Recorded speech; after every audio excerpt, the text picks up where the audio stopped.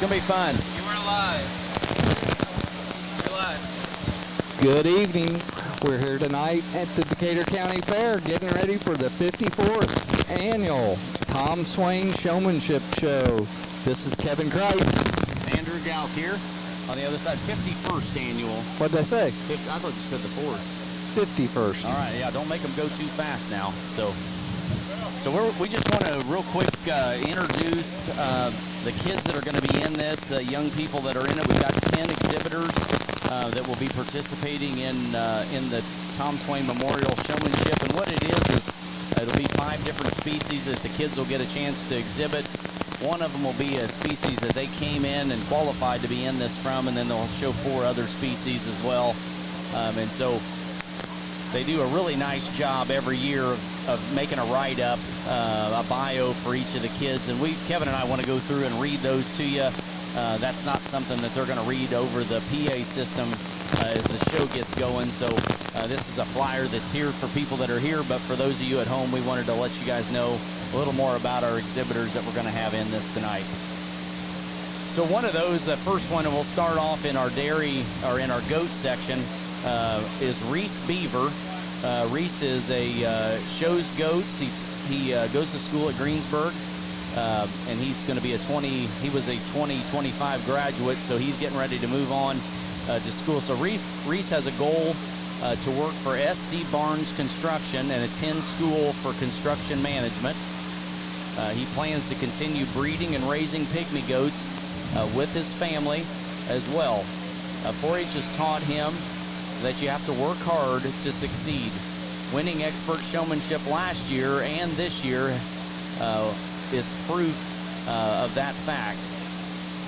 This, however, has not happened overnight in Reese's mind. The skills learned through 4-H are done so through countless hours of practice. You can only get better by identifying what does and does not work to make you better. If you put in the work, it will pay off. Goats have become part of their family affair. Reese's family has been raising pygmy goats now for over 20 years. This began the lifetime passion of goats and his family's entrance into the agricultural community.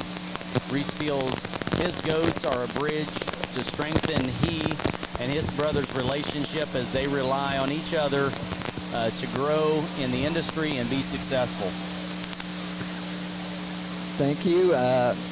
I'll do Kennedy Sundell. She also comes in through goats. She goes to South Decatur High School. She'll graduate in 2027. She does dairy goats and photography. Following high school, Kennedy plans on attending college and pursuing a degree in nursing or engineering.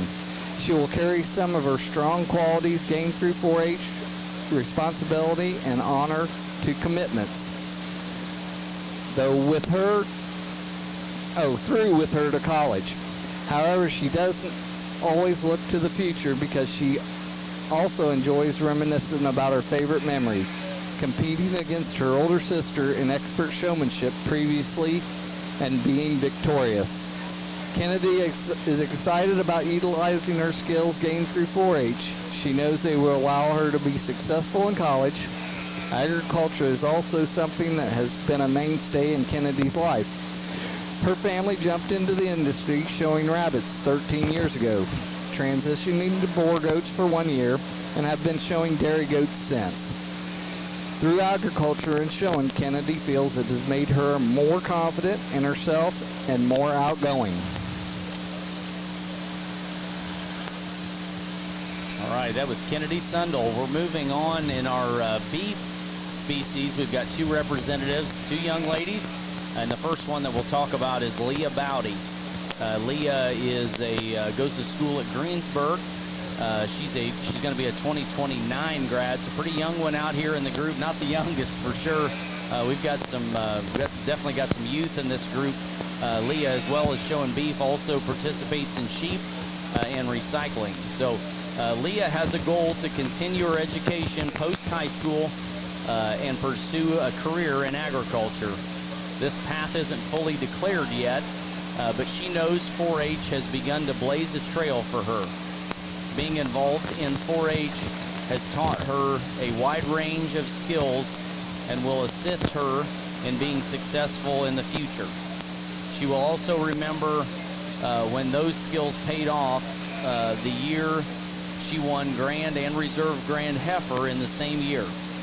She understands that being able and adapt herself to different livestock can be applied to her future to learn to adapt to life's changes. She has also learned to communicate more effectively and more confident in herself. Leah is part of a 4-H generation family, farm family. Her family raises freezer beef and is involved in crop production. However, she says she has always been biased and enjoys the cattle on the farm the best. It is what has made her interested in 4-H because showing cattle looked like fun. And so that's Leah Bowdy. All right, next contestant will be Reagan Harrison. She's coming in through beef. She's South Decatur High School. Her graduation year is 2026. She does beef and fairy garden. Reagan has a goal to achieve a bachelor in dental hygiene and continue to dental school. However, she likes to focus on now and how 4-H has positively impacted her life. Specifically, how to be independent. To be independent to her means to be responsible and not yet rely on others to do for you what you can do for yourself. One of her favorite memories of 4-H was also a key learning opportunity. She previously competed in Tom Swain competition, and the practice leading up to the competition taught her a lot about livestock and agriculture. She knows her experience in 4-H will pay dividends for her as she begins her senior year of high school. Reagan is an 8th generation farmer, grew up around show and production cattle. This has provided her the opportunity to learn the true value of animal husbandry and how difficult it can be to navigate the agricultural industry. Reagan Harrison. All right, we're going to move into dairy. And in the dairy, we've got 2 more young ladies in here. And the one that I'm going to introduce is Hannah Fuel. Hannah goes to Greensburg. She's going to be a 2027 grad at Greensburg High School. And this girl is... Look at that list of projects. They had to change the font size when they got ready to list all the stuff she was in. She does small engines, welding, shooting sports, hay, consumer clothing, ceramics,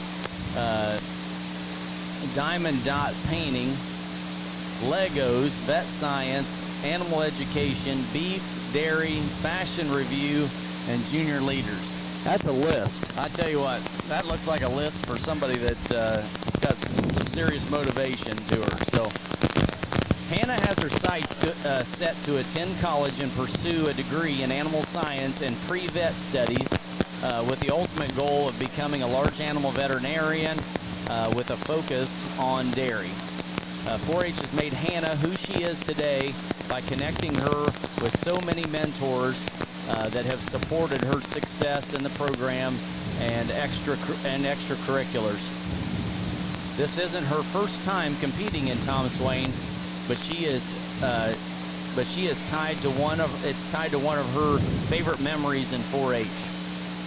To keep themselves calm, last year, she and some fellow competitors could tell each other jokes to settle their nerves. She is confident in her time in 4-H will also aid her in her journey through vet school. Her love for animals is a family affair, and with her dad working in the agriculture industry for many years, it afforded her opportunities to start her dairy showing career. Hannah's family started with a few cows and now has a small herd that allows her to continue in the show ring. Hannah Fuel. Next contestant, Emma Nobby, comes in through dairy. Batesville High School, graduate year 2029. She takes dairy and animal education. Emma plans to pursue a degree in animal science and wellness at Purdue. She would like to focus on equine health and training horses. Through 4-H, she has learned responsibility and many lessons about livestock industry. It has allowed her to work with numerous different species. She doesn't just have one favorite memory. Anytime she can be around animals and showing dairy is a great memory. She also enjoys being a strong steward for the dairy industry by educating individuals. Emma would like to carry this same passion that ushers others to the Dairy Project. She would mentor them through the process of selecting animals to what it takes to support a dairy cow. Emma comes from a family that has always been involved in the dairy industry, and this has impacted her by teaching her strong work ethic and farm-to-table concept. That's Emma Nobby.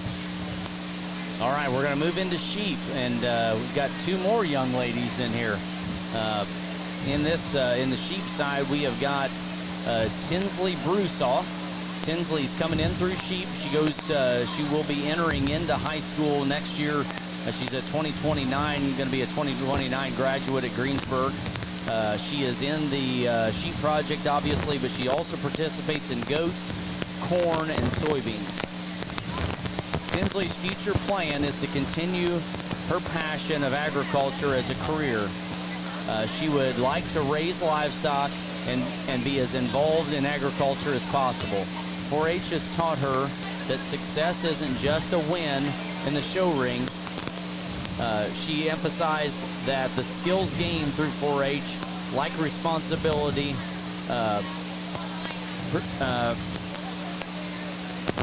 perseverance, that's the word I was hunting for, I just cannot find it, and strong work ethic are applicable no matter what career path you pursue. Even without being 100% certain of her future, she is confident that her 4-H experience will continue to guide her. Agriculture runs deep in her family, with 5 generations actively involved. This legacy has instilled many valuable qualities and given her the privilege to continue with her family livestock and crop operation. With pride in her past and hope for her future, she aims to continue the family tradition in agriculture for many years to come. Her story is a powerful testament to the life-changing influence of 4-H and the enduring strength of agriculture heritage. That was Tinsley Brusaw. Okay, I'm going to go into Kinley Hill. She comes in through sheep. She goes to St. Mary's School. Her graduation year, 2034. This is her first year in 4-H. She takes sheep, swine, foods, and fine arts. Kinley is passionate, hardworking 4-H member with big dreams of going to college. Through her time in 4-H, which hadn't been that long. No. She has discovered... She's got about 5 days in.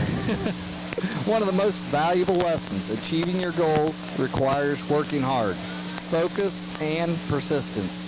This mindset has already led her to an exciting accomplishment, earning a spot in the Tom Swain Show during her very first year. That moment became a favorite memory and a symbol of what's possible when you believe in yourself and put in the effort. She's already looking forward to the future and hopes to one day mentor younger 4-Hers, teaching them how to show animals, helping them grow in the same encouraging environment that helped shape her. Work ethic is deeply influenced by her family's long-standing involvement in agriculture. For generations, they've instilled in her the importance of responsibility and dedication, the lessons that have prepared her for whatever path she chooses. That is Kinley Hill. All right, and then moving into swine, be our last two that we've got here to introduce. We have got Mason Morris. Mason is just a recent graduate here of North Decatur High School and participates in the swine project. So Mason will be attending Mount St. Joseph University in Cincinnati, where he will study business and sports management with his eye on academics first. He will continue his football career at Mount St. Joseph as well. Some of his hard work required to pursue a football career in college was stemmed from his 10-year career in 4-H. Hard work pays off in the end. Through his years in 4-H, Mason has learned that life isn't handed to you. It's earned with patience and aids in the development and interpersonal communication and integrity. He prides himself in his commitment to honest and willingness to always do the right thing. His path into 4-H was fairly natural, as his father was a swine showman himself. Mason didn't take long to pick up on his family hobby, as he began showing pigs at the age of 5 and never looked back. Now, as his siblings are enrolled in 4-H and showing swine in Decatur County at the Decatur County Fair. So, Mason Morris. Next is Madeline Shireman. Madeline represents swine. She goes to South Decatur High School. She's a 2026 graduate, and she takes swine. Madeline intends to continue her career, her education, by attending college and pursuing a degree in the healthcare industry. Her drive and passion for success was cultivated during her time in 4-H as a swine showman. This experience has displayed that hard work and determination pays off. This wasn't more true than with one of her favorite 4-H members. Her first time winning expert showmanship was when she started in the intermediate class and won all the way through to expert showman with her favorite pig, Darla. She also understands that through competition comes defeat. 4-H has allowed her to develop the ability to be humble and be happy for the others in the competition, and to lose gracefully as you win. She is also part of the legacy family in Decatur County that has actively farmed in the county for over 80 years. This has allowed Madeline to grow up in the agricultural business and develop her passion for livestock. That is Madeline Shireman. You have a lot of cracking and popping in your headset. It's an active crowd here. Everybody's just talking and hanging out. We got fans right above us, so I can't say my headset's cracking. Okay. You sound good. Okay. So we've got two judges, and that's been the tradition here for quite a while, is to have a pair of judges for it. One of those is a judge we've had before. The last time that she judged, she actually judged with her mom, and that's Lindsay Burnett. She's from up here, comes up from Aurora, Indiana, where she lives with her husband, Ren, and their 3 daughters, Lucy, Miley, and Carly. She grew up in the stock show industry, raising horses, cattle, sheep, and swine. She's a graduate of Ball State University. She is a radiation oncologist supervisor in the Cincinnati, Ohio area. In her free time, she and her family enjoy raising a small herd of boar goats, and they look forward to seeing their kids grow up in the 4-H and stock show industry. Lindsay is grateful for the opportunity to judge and work with the youth in various counties in Indiana. All right, that's Lindsay. Our other judge tonight will be Carson Patton. He is a 4th-generation Angus cattleman from Frankfort, Indiana. He grew up competing in 4-H FFA at the local, state, and national level. Carson was part of the judging team at both Blackhawk East and Texas A&M. A recent graduate of Texas A&M, he majored in animal science, focusing on beef production and reproduction technology. He plans to continue on graduate school to earn his master's degree in reproductive physiology at the University of Nebraska. So there's our two judges for tonight. We got a lot of girl chatter in the background. I know, here, we got all these queens hanging behind us. They don't realize that it's hot mic time, so. Yeah, we're on. We're live. You guys want to talk to the county? Say anything? We'll get them on. They're not scared. They're not scared. Why don't you do the bio on who is Tom Swain? Oh, yes. Front cover. I will do that. Tom Swain was recognized as one of the most promising young men in Decatur County, in the Decatur County community, when he became the agricultural representative for the Decatur County Bank. In 1972, he was elected vice president and loan officer. Earlier, he had been awarded a bachelor's and master's degree in agriculture from Purdue University. This was followed by employment as a young man, as a youth agent in Johnson County. He also served as an extension agent in Shelby County, where he served as the extension agent specialist in swine and dairy. Well, he had no previous banking experience when he was relocated to Greensburg. He had an unusual background for the position that he assumed. Besides becoming affiliated with the Greensburg Optimist Club, he became one of the key members of the Decatur County Fair Board, contributing to the success of the animal 4-H and agricultural fair. He was active in the First Christian Church, served as both elder and Sunday school supervisor. Not only did he possess firsthand knowledge of the agricultural opportunity as farm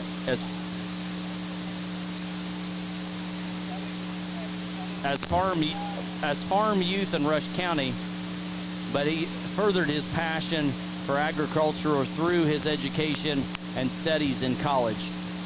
Tom Swain and his two sons were killed in an auto accident in 1973, thus bringing on this memorial showmanship in honor of his interest and support in the 4-H Livestock Project. His family and friends established the Tom Swain Memorial Showmanship Contest. And I don't believe prior to 1973 that they had what other counties would just call a round robin. Correct. Correct. So in 74 was the first year that Decatur County had a supreme showmanship drive of any kind. Correct. And so we were probably due to have one. I don't know how common they were at the time. They certainly are. They're a mainstay at every county fair for the most part now, and even at state fair they have a supreme drive for kids in those species that qualify into it. So they're certainly handling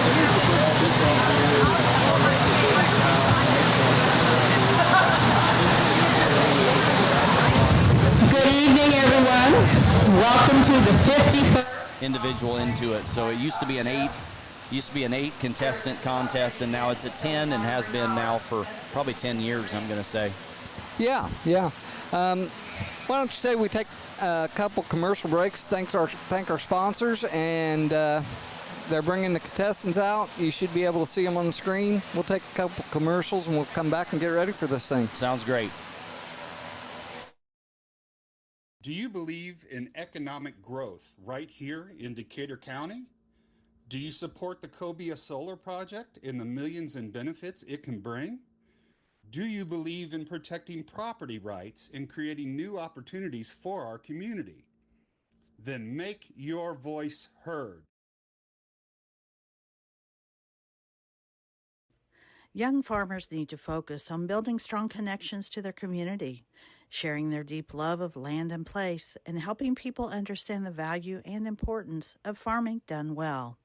The Hulsbosch Dairy family celebrates our 4-H youth, congratulates them for their hard work and dedication, and encourages a continued interest in agriculture for their future.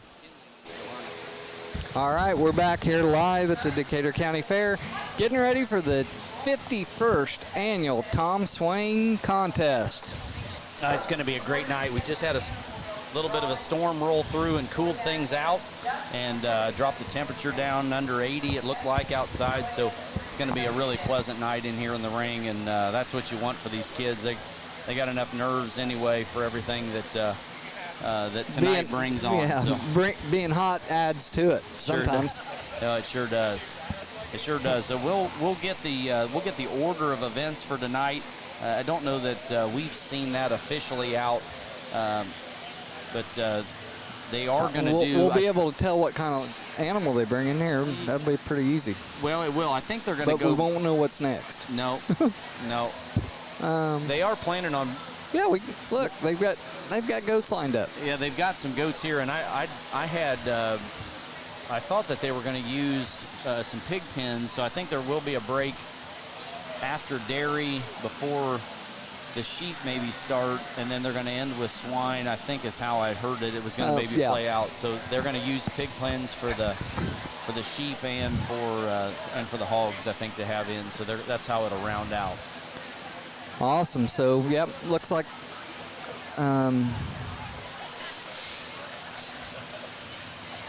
usually there's some house announcements. Tell us what's going to kind of be the order of species coming in.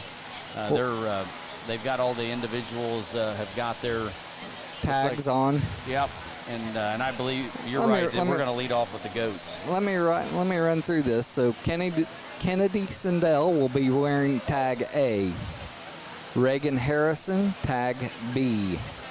Emma Nobby, tag C. Tinsley Broussard, tag D. Madeline Shireman, E. Reese Beaver, F. Leah Bowdy, G. Hannah Fuel, H. Kenley Hill, J. And Mason Morris, K. So there's your contestants. Hope you wrote those down so you can follow. We'll try to keep you updated during the show here. Yeah, I think we'll have a little bit of time. We'll go back through those again, and we'll just to remind those of you that missed that coming through. But yeah, they're going to be A through K this year instead of 1 through 10s, and hey, that's fine. That's anything we can do to kind of distinguish and make those. So obviously, our two judges aren't going to know the kids. There's no name tags on stuff this year, just like they did last year. The kids are actually getting a random draw on the animals that they're going to be showing in the ring, and so these won't be animals that they're familiar with. They're getting a little bit of an introduction here before they come in, get a general idea of what maybe there's a little note card, I believe, that they receive that just tells them a little bit about that animal that they're going to be showing. Okay. Actually, I'll comment on that because last night I was kind of questioning about that. And we did this show, and we've done this show since, what, 2000? Maybe before that? It's been a little bit, yeah. I think, and somebody asked me if I noticed any difference, and I really couldn't. So there's some discussion about the drawing of animals and not being able to show your own animal, and I told somebody, I said, I can stand on that fence post and go either way. So take a look here. We're lining the goats up.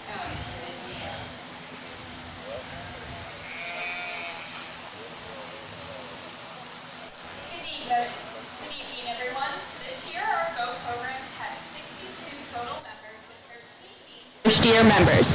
We had a total of 174 goats shown between meat and dairy classes. Good luck to all of our Tom Swain participants this evening. Thank you, Grizzly. All right. Little introduction from the goat superintendent. Yeah, the goat project is growing a ton. They, as they said, they're way up on numbers, way up on participants. Got a lot of new young kids in it this year. It's definitely a project that's on the up and come. But and as we talk, we have we have a dairy goat representative and a meat goat representative to be. But as we can see, as they make the corner here, we've got a little bit of both representative by our participants. So we did, there goes a doe, another doe. Well, and there's boar, dairy, and pygmy goats all out here in the ring, which they do a pretty good job of just getting a little bit of all that. And so we definitely have, of course, there's 2 kids that are in here for that are coming from the goats, and we've definitely got at least one more that's certainly got some goat experience out here as well. So I like the fact that they've got their numbers on the front and back, and then when we talk about stuff, we can at least tell those at home that are watching maybe just a little bit more. So Try to do a little bit of camera adjustment here so we can get a. Yeah, they're definitely not in alphabetical order out here, so that makes a bit of a difference on the show side of things. So. But as you notice, the dairy and the boar goats look like they're all held by a chain, correct? Yes, and even the in some fashion, maybe the latch is a little different, but the pygmies should be kind of in the same boat. You do see some holders on some of those. They don't have as much chain on them. They got maybe a little more of a strap on them, but I think around what's actually on them is it's either a strap or a chain, but really they probably really serve the same purpose. Sure. Brought contestant D, which is Tinsley Broussard. Oh, we're going to line them up. DE. E would be. Yeah, that's Madeline Shireman coming in next. And like you said, these are not their animals. These have been a random draw. Yeah, and that'll be the way it is through the whole thing. Yep. The swine kids won't have their pigs out here, so it's. So anyway, we're down to. She's just kind of pulling so she can maybe ask them and talk to them just a little bit. Right. Harrison's getting pulled here next. All right. Okay, to the draw.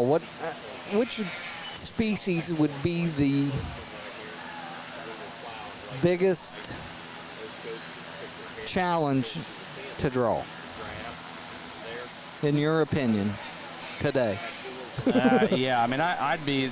This is the one that make me the most nervous. These goats can be temperamental, and when they know you're not somebody that's ever led them around before, they're pretty sensitive to that.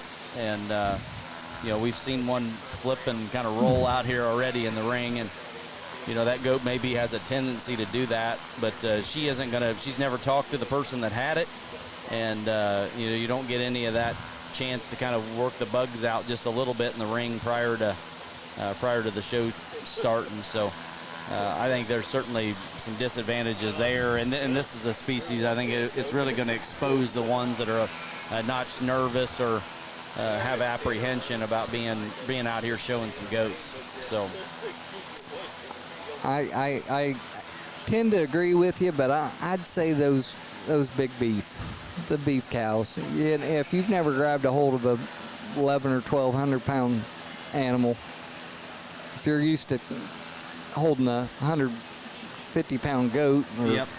I think coming over from sheep into beef, or coming from swine into beef, there's a lot of differences there. I mean, certainly, and I don't know. I just think this goat thing's it can be a real gamble coming in here with something that you don't really know. I feel like the goats, as much as anything, sure sense that you're not somebody that they know either. I've had a few lambs like that too. Oh yeah, they can. They certainly can be. Yeah, no doubt. The superintendents in each of the barns were kind of put in charge of finding the 10 animals that they were going to use for showmanship. So that ended up really, they've been able to kind of sort out some of the ones that I think were, should come out here and be respectable for the kids and do what they're kind of supposed to. So Sure. All right.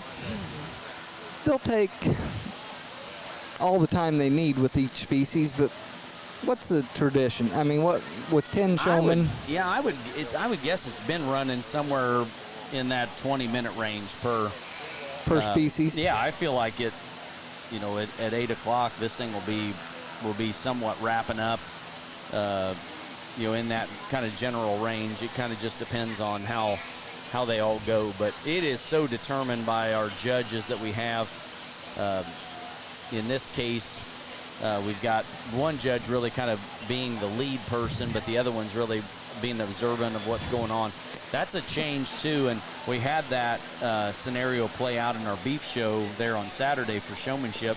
I think it was kind of nerve-wracking for the kids if you weren't used to it, having one judge, one to keep an eye on, when you've got this other judge that really, they're going to catch you doing stuff that maybe you do when the judge wasn't looking. Yeah, yeah. They're all over that and going to just see you all the time. And they had a few. And then they'll compare notes out after each species and probably rank their top 3 or 4. Yeah, I agree. Yep. So, and there's a million ways how they'll rank them, so it'll be interesting. Yeah, as I understand it, their job is to basically put them in order 1 to 10. 1 to 10, okay. And then the kid that is first gets 1 point, and the kid that gets 10th that gets 10 points, and low score wins like golf. So your goal is just try to be in that. You don't need. I don't think the kid that wins has to be the best kid in any of the rounds. They've just got to be the most consistent. Yeah. And that allows you to recover from, maybe what ends up being a bad round for you, or you personally feel like it was. We've had sheep get away. We've had calves get away. Yeah, we've had some pigs that have gotten balled up in the corner and are ready to be done, and just kind of quit on you. So there's all that kind of stuff I think can happen, and we'll hopefully as a whole this thing just really goes well. Just a beautiful night here at the Decatur County Fair for the 51st Tom Swain competition. Yeah, she's down there right now working with Reese Beaver coming in there. He's F tonight as his, so we're just down to just an individual or 2 left here to get pulled. So I think that's one of our dairy? That's Emma Nobby, I think, that's down here yet to go with her pygmy. And she's going to pull and go. They don't want any 4-H royalty or anything like that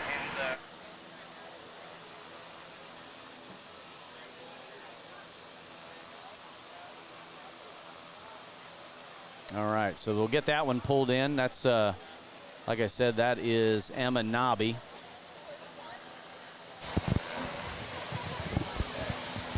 All of our animals seem to be cooperating pretty well. I mean, yeah, the goat show was Thursday. I mean, they've been. If anything, I thought maybe there'd be some spunky ones out here that have been sitting in the pen for a few days. Sure. But there has been a number of these that have been out, and then in the evenings each day the kids have been practicing.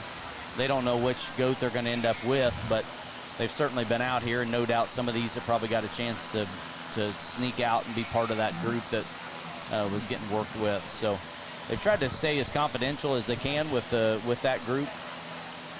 Did we have one more? Maybe. No, we've got them lined up now. Gotcha. Kenley Hill was, she was out of the line, kind of circling around there. Wasn't sure if, I think they're all just doing resets like you would with a calf or anything else. So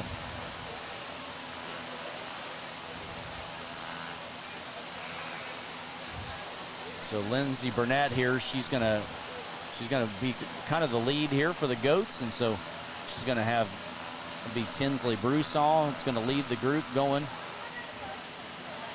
Madeline Shireman's behind her. Reagan Harrison. Leah. Yep, Leah Bowdy. Kennedy Sundell. Yep. Hannah Fuel. Mason Morris is K. Kinley Hill is J. And that's Reese Beavers then, and then ending with Emma Nobby.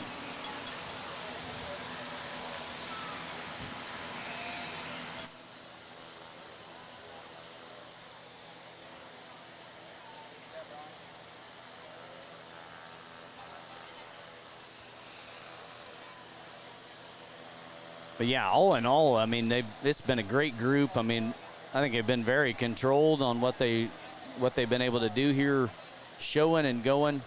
Not a boatload of sort in terms of just first opinion, first observations. Been super good in them.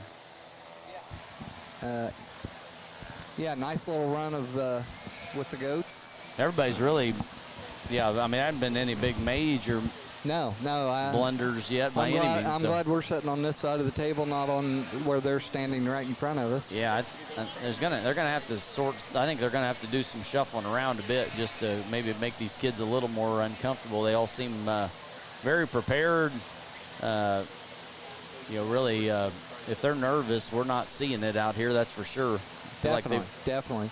That was a good phone call. They're starting to enter into the pits to watch the rodeo tonight. Nice. The rain blew through, and I think we're going to see some bulls and broncs later. Well, that's good. They just worried that we might get too much rain and have trouble, but for everybody's sake, it's nice when you can pull those things off and have these evening events. We've really felt like been a pretty good fair from that side of things. We've had some storms roll through, but haven't really had to upset anything too bad. So.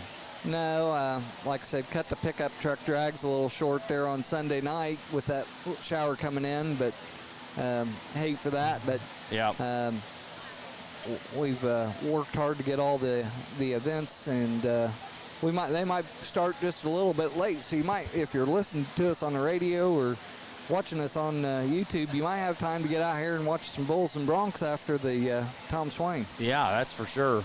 Yeah, we are just probably getting close to finishing up our first round of 5, and so this first round is our goat round in this, and then we kind of think maybe beef's going to be next, but I'm not 100% sure. I think I see some cattle lined up maybe over here. Oh, do you? So I think we are going to end up in beef. I think then dairy, and then I think we're going to bring in some penning or in some fashion. Probably do the sheep and then maybe bring the pens in. Yeah. So we'll see how it all plays out. Yeah. Depending on when they need to break, but I think they'll keep the ring as big as they can. Yep. Especially with 10 competitors, and I guess they could close it for sheep and swine, but that's the only animal that actually gets pinned into a pen. Right. Everything else is displayed out there in the middle of the ring. Yeah, I think for penning, it was maybe they liked it from a standpoint of getting organized on getting the right sheep to the right kid when they do their draw. So they may utilize them kind of for that. If they do put them up before the sheep show, we'll see what they end up doing. Yep.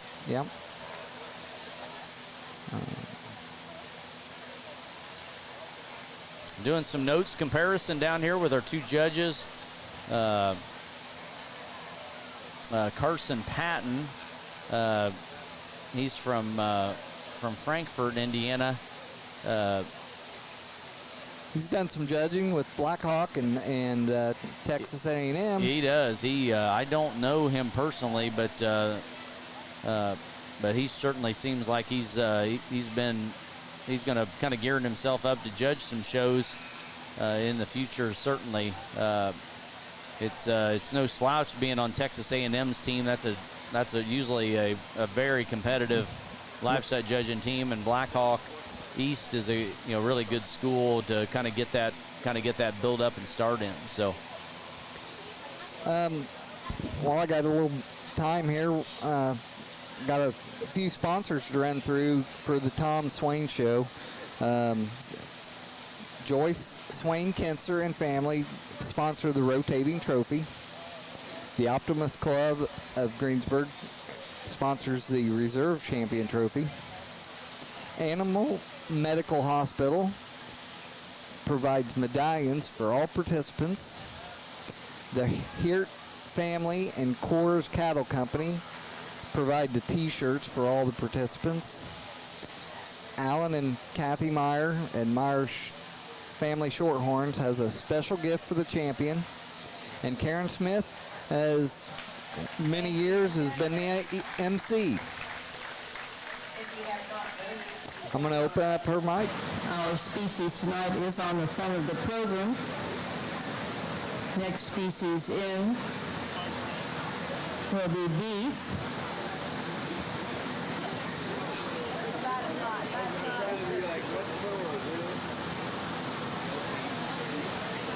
Well, if we'd looked at the front of the program, we'd have known the order.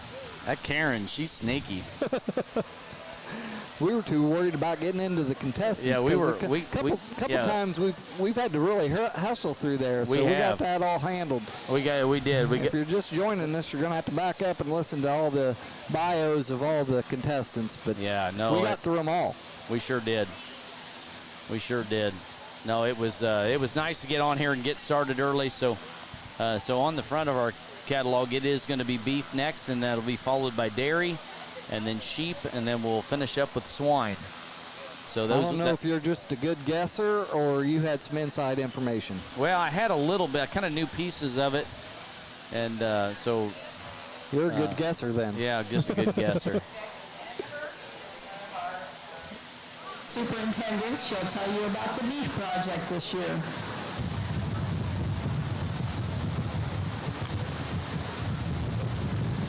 Good evening. Just a little bit about the Beef Kids. We had 29 total families. I have 47 total Beef Kids. 2 of them are 10-year members, 7 are first-year members, and then we had an additional 10 mini 4-H members. Those kids exhibited 22 heifers, 4 cow-calf pairs, 5 starter heifers, 10 starter steers, and 27 market animals, making that a total of 68 head for this year. I'd also like to take a minute here to recognize our beef herdsmen. This young lady is a 7-year beef member. She takes 8 different 4-H projects. 3 of those happen to be livestock projects. She's always helping out her siblings in their projects, any upcoming 4-H members, and I saw her help quite a few mini 4-Hers this year. She's always willing to help out her neighbors in the barn. She keeps her area very clean, neat, and tidy. She's also a great advocate for beef and the livestock industry. I'd like to present this award tonight to Tessa Moeller.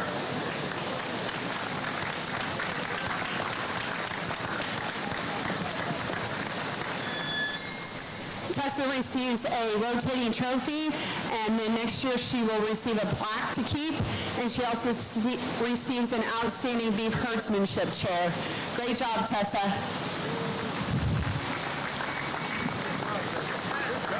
I need the paper.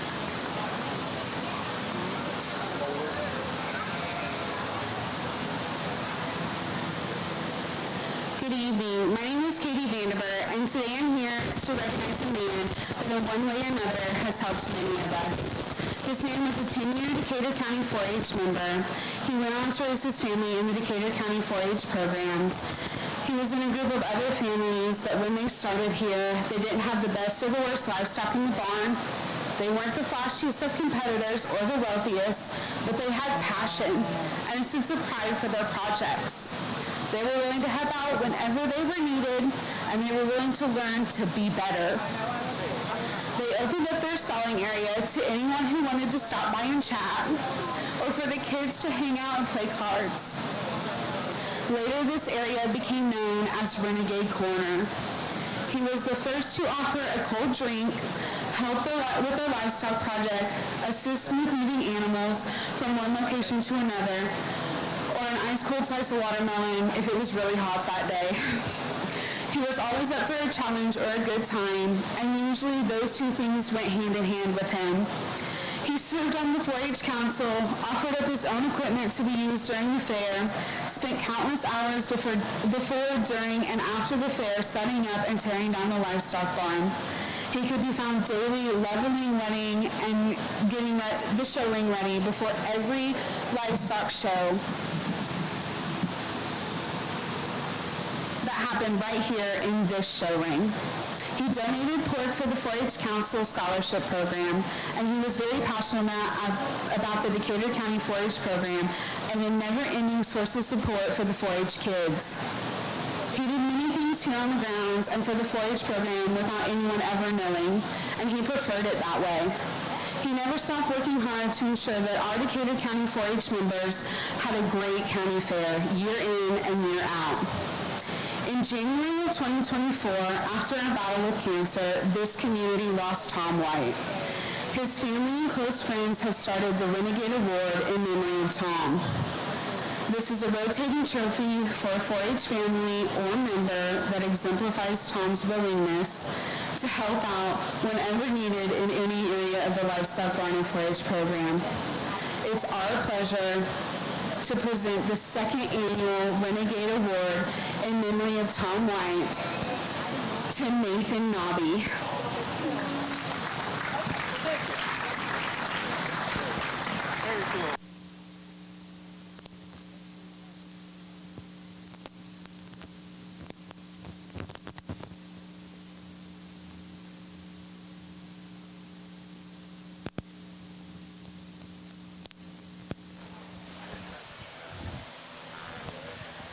All right, we are back.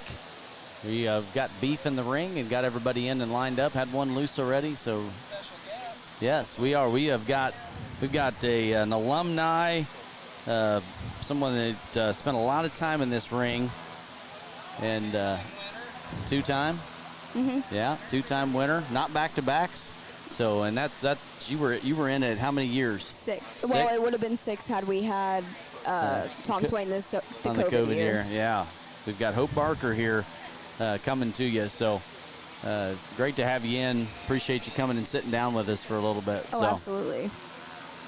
So what are, get yourselves in the minds of these young people that are out here in the ring. What are some challenges what are the demons in their head right now?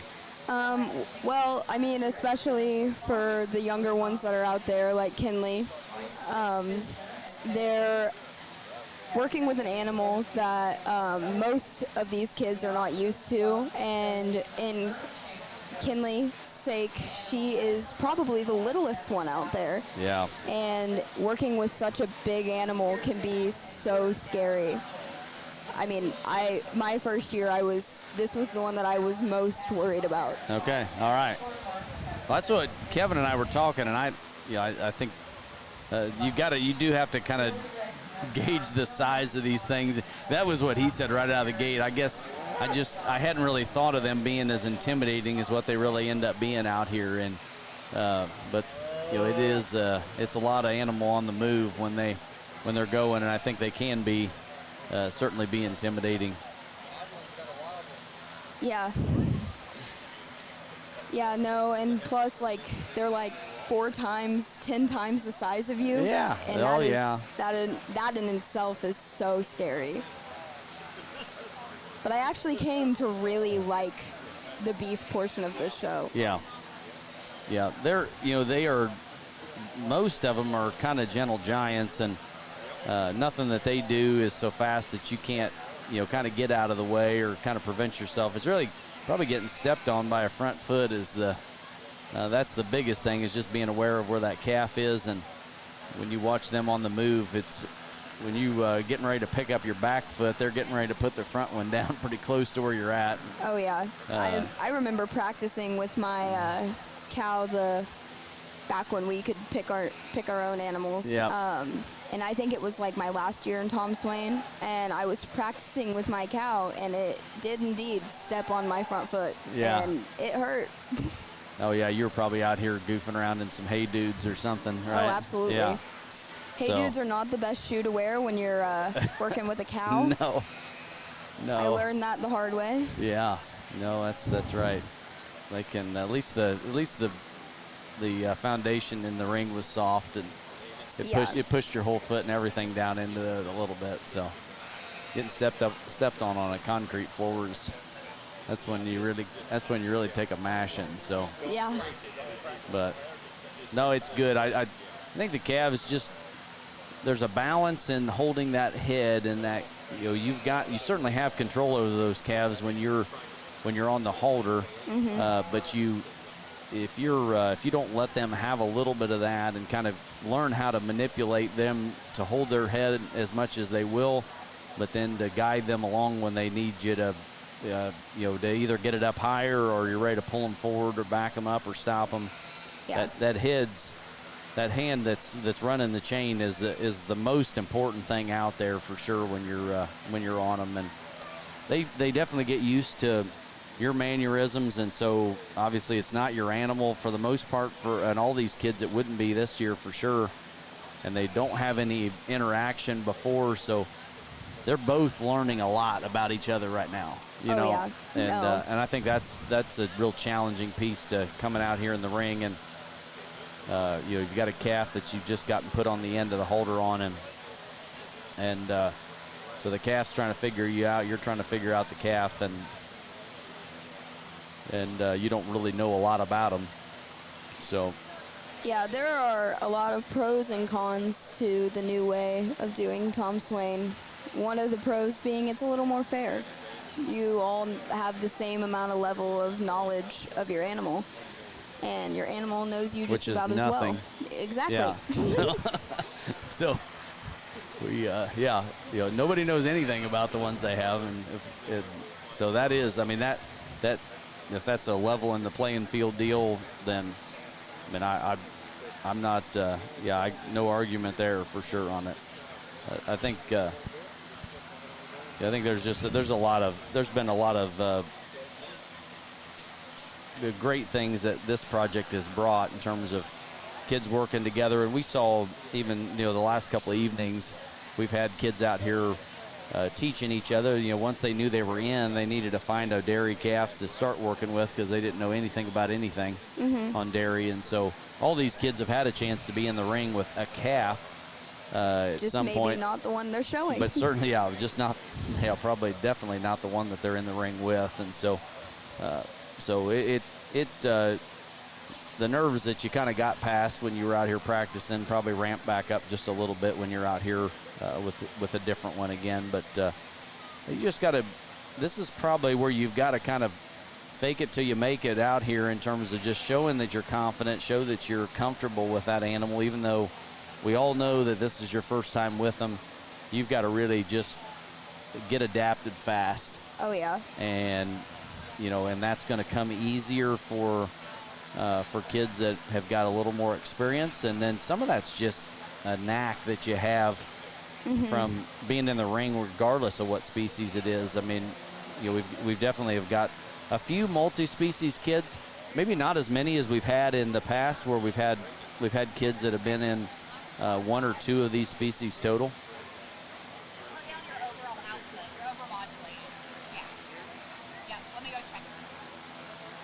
So it's been really good. I think that part of it, we've had years where kids have come out here and they've got 3 of these species or species that they've showed themselves.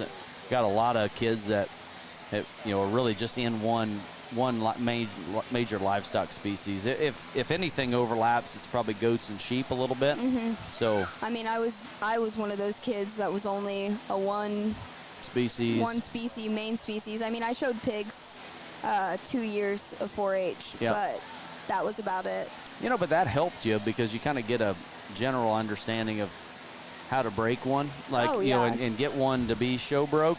And so when you get one out there and they act up a little bit in some fashion, you kind of understand what it takes to get one back in line, because you got a chance to break one from being green to being show ready. Oh, yeah. And I think sometimes you get out here and you're going to have one that's got a little attitude, or it's got some little quirkiness about them. And if you've never been on one to know how to, what you can and can't do in terms of maybe trying to straighten them up a little bit while you have them, you can that can certainly, if you don't have any confidence in that, you're just not going to do anything. You're going to kind of let them get away with whatever they're doing. And some of these can have some, have a little bit of that. Just bouncing around, they're feeling good. It's cooled off a little bit here this evening, and in general, it's been kind of a muggy few days, and so.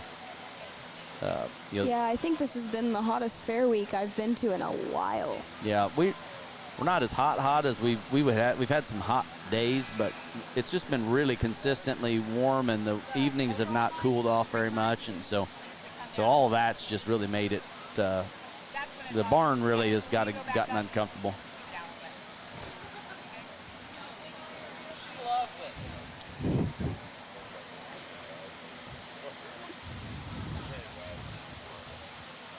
Tinsley.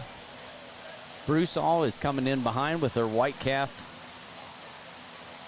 Maybe just circling around. Mm-hmm. They seems like her calf's been giving her a little bit of problems. Yeah, and so part of it, and we saw it on Saturday night with the kids in this ring. That is the exit gate right there in the corner on your far right screen here as you're watching this on YouTube. What you can't see is the exit gate around that bend, and that. It is like a moth to a flame over there. They know that's how they go out, and they just want to kind of keep taking a step into that corner and like, all right, I think I'm kind of ready to go. And it's almost easier to be all the way down on the other side and parked and set up, and then they're not thinking about the exit gate. But when they're down here in these first two spots, boy, they are just looking at it like that's the way to get back to the stalls, to get under my fan and lay down. So it really, the calves that wore out on Saturday night for showmanship here in the barn, that's where they really started acting up, is when they got parked in that spot. I mean, it's the same way with pigs too. I mean, once they know where you leave the ring, that's right. It is game over. Yep. Yeah, and when they're done, when they're overheated and they're tired, then that corner is where they're heading to. And so you as a showman are kind of doing everything you can to cut them off and angle them off that corner and keep them away from that general zone, because they walk twice as fast to that corner as they do going the other way. And these calves, yeah, they're just as ornery about that as anything. I think the only difference is you can't put a pig on a halter. No, not yet. I'm always waiting for that first kid to do it. But they look like they got them on a string the way they can get their nose up and walk these days. I know. So.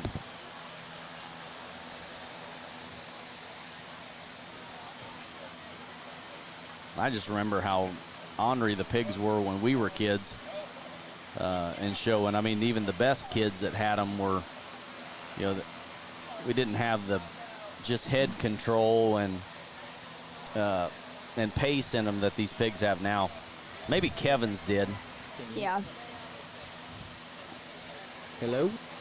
Yeah, we can hear you. You're in. All right. Kevin was a pig specialist when he was in. He probably had pigs that were broke, their head up, walking, just doing the only thing they did was exactly what he said. Yeah, that was a whole different game back then. Yeah. It was kind of controlled chaos in the ring with the pigs. I feel like back in those days, I was in it in that same era, and we definitely had pigs that didn't have a lot of discipline, but we finally started working with them when they were little. It was amazing how much you could do with them, and I'm not surprised at all where they've come to. Because they are incredibly intelligent, and they will kind of come around to the concept. But I mean, genetically, we've selected pigs that want to get their head up a little more than those ones that we had back then. It wasn't in them, wasn't in their DNA. Nope. I didn't have a headset there for a few minutes till I dug one out and plugged it in. But what's your concept of being a first-year 4-H'er and being in Tom Swain? Well, I actually never got there, but you were close though, right? I was. I made it to expert showmanship my second year when I started to bring South Downs. Okay. Yeah, you were. She was a terror early. I remember. I mean, she was one of those kids that when she came in, she had you had some experience under your belt. You were showing at open shows. You had sheep ring experience before you were in 4-H, and that that just it launches you into a kind of a different zip code than everybody else that's a first year or second year kid. Oh, absolutely. But I just think it's incredible that a kid so young as a first-year member can come in and just move their way up through the ranks and be able to experience this early on. Yeah, I wanted to get your opinion on that, because that is a, and like I said, when we were coming through, I think I won rookie, junior. I progressed a couple steps. I nowhere near expert. But, yeah. Had a couple steps there real quick, and then competed with older kids for a couple years till some caught up, and then we progressed. But she's landed an expert now for basically 10 years. Yep. Oh, yeah, and I mean that's the thing is, this whole deal of getting in this is something that ends up being 3/4 of the battle for most of these kids is just around all the other kids that are older than you, that have more experience, and there's a lot of talent there, and getting around all of them, and then finally getting in, and then trying to get some experience in this thing.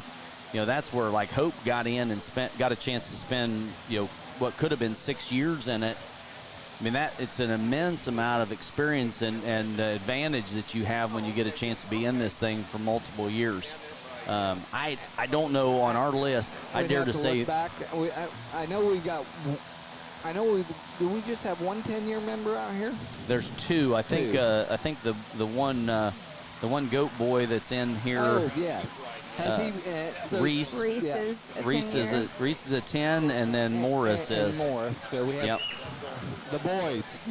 The only two boys. That's exactly right. Our 10-year. Yeah. So this is a shout out for any young man that's out there. We are losing the two we have, and we are actively recruiting. We need somebody to step up here. Hey, but both of those have participated in this before. Previously. I think this is Reese's first year. Yeah, it is? I think it's been fairly difficult to get in through the goats, just thinking about who was already in before. I think I didn't have an opportunity to watch expert goat showmen. But I didn't either, and I knew that he shows pygmies, and that's what got him through. But that pygmy group would also be competing against all the boar goats. Correct. And I think Tinsley Broussard came in through sheep. I think this is not her first year in it. This may be her second, third, maybe her third year in. She's one of those that got in this very young and got started, but she's participating in goats and in sheep. So she this year came in through the sheep, but I think in the past she's come in through the goats too. Yeah. So, and that's another thing that's every year, and this was a question that got asked. Every year these kids are battling to get in this. Once you get in this thing, you're not in it again. I mean, there's kids that get a chance to be in, and when they're in their 5th or 6th year, and then they never get a chance to get back in again. Yeah. This is nothing to take for granted. When you're in, you want to make all that you can of it, because there's no guarantee you're getting back again, regardless how many years you've got left. So, because we're seeing it. I mean, there's some little kids that are punching their tickets in that, otherwise there was, probably a sheep kid that kind of thought they probably had a good chance of getting in, and then the Kinley tornado showed up and take you out. So, and that's just how it goes. So you just got to make everything you can of it when you do get a chance to be in it, for sure. So, and while you say that, you don't take for granted when you do get in. Right. Yeah, no, the Broussard girls always gave me a run for my money in sheep. It was always those two that I was so worried about to take away my shot at being back in the ring. Yeah. And Maddie's been in here. She's been in this a couple times. She's didn't get a spot in this year, but certainly one that's got a few more years yet to be in it. And and as you build that, after you win that senior, and you're always an expert, and you're young, and you're competing an expert, and somebody wins every year, so we're adding to that expert showmanship class. that dials up the intensity too. Oh, it sure does. You know, when you walk in there and you're competing against the person that just won senior and one other person. It's huge momentum coming into expert when you are the one that just won senior. Senior, yeah. It is, as a judge, you've just basically hung your name on that kid as the best senior that's in the barn. And then here walks in these experts, and they pretty quick better get their impression figured out. They better roll, because if not, there's only going to be one spot left. That kid that just came up from senior is going to get one of them, and then everybody else is battling for the other spot, whether that's first or second. But it is very difficult. And you know, Kinley's one of those. You know, she got a chance to get up through sheep. You know, little known fact, she worked her way all the way up through swine as well on Saturday. So she's going to be looking at 2 species as well to try to come through. So they are all done. They're going to dismiss the cattle out. They've got their rankings in, their sheets put together. So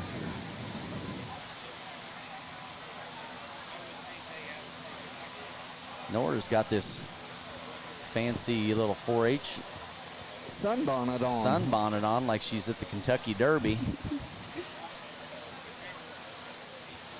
What do you think about hiring or getting a volunteer camera crew? I think, you know, we'll get multiple shots and get, you know, angles and stuff. Yeah, I think we definitely need to run a line and get on the other end so we can kind of flip back and forth. We can flip back and forth between a couple cameras would be really good.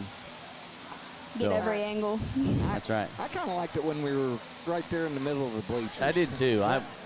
For those of you that are watching this, we're down on the floor, and last year we were too, but I don't know if that was the first year. I feel like prior to that, we were perched up above the bleachers, kind of it was kind of a VIP spot. That was in the suites up there. Yeah. Except I'm too old to climb the bleachers, but we'll get you a handicap rail. And put an elevator in or something. Yeah, so those got a huge crowd. I mean, we do.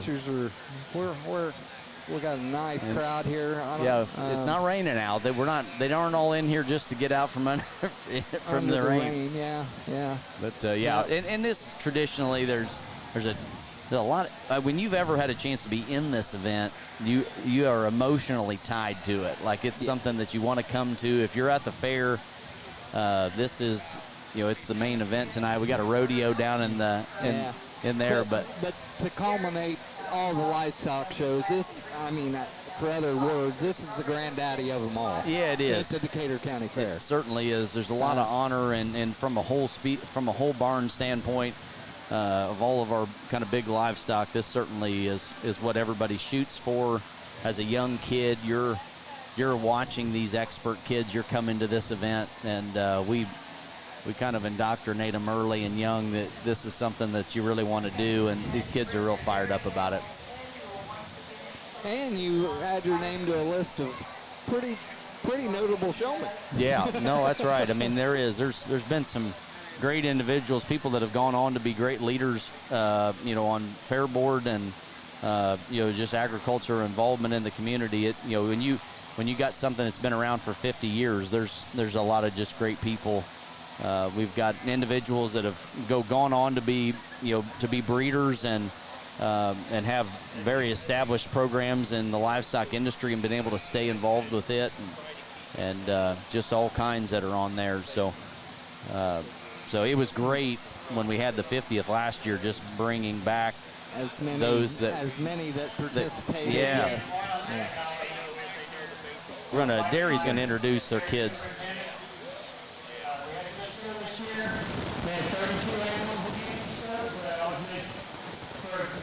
Show day. So next year, come on out. We can use more spectators. But this year we had 9 families, 13 members, and 1 first-year member.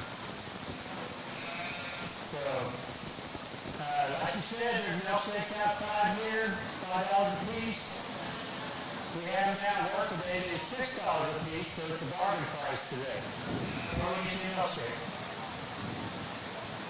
putting the sales pitch on a milkshake over here. So Sounding good. yeah, 13 kids, 9 families. They've got had 36 cows in their dairy project this year. Always a great set of families that are involved in that. They do a super job. That project kind of fluxes a little bit when you've got that many. When you only have a handful of families, when somebody goes out, it really takes some head count out of the deal. But one first-year member, did he mention how many tenure?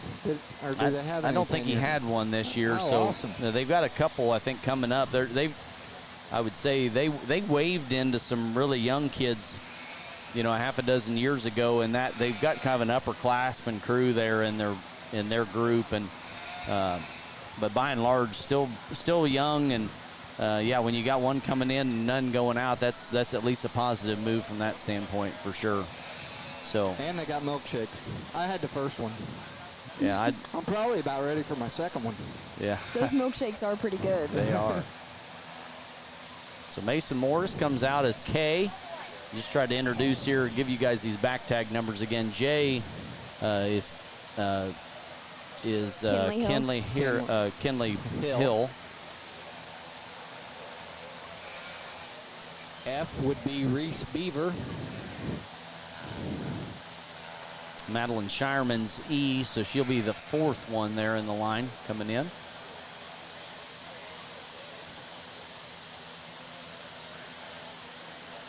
We'll try to catch them when they hit the camera here.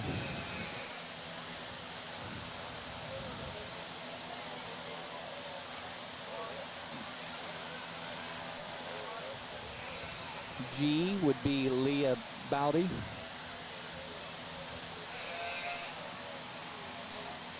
I'll make a comment. Leah's right out of the gate taking a little different walking strategy in here. She's got herself kind of turned sideways, almost walking forward with this one. We'll see if the judge is okay with that or not. A little different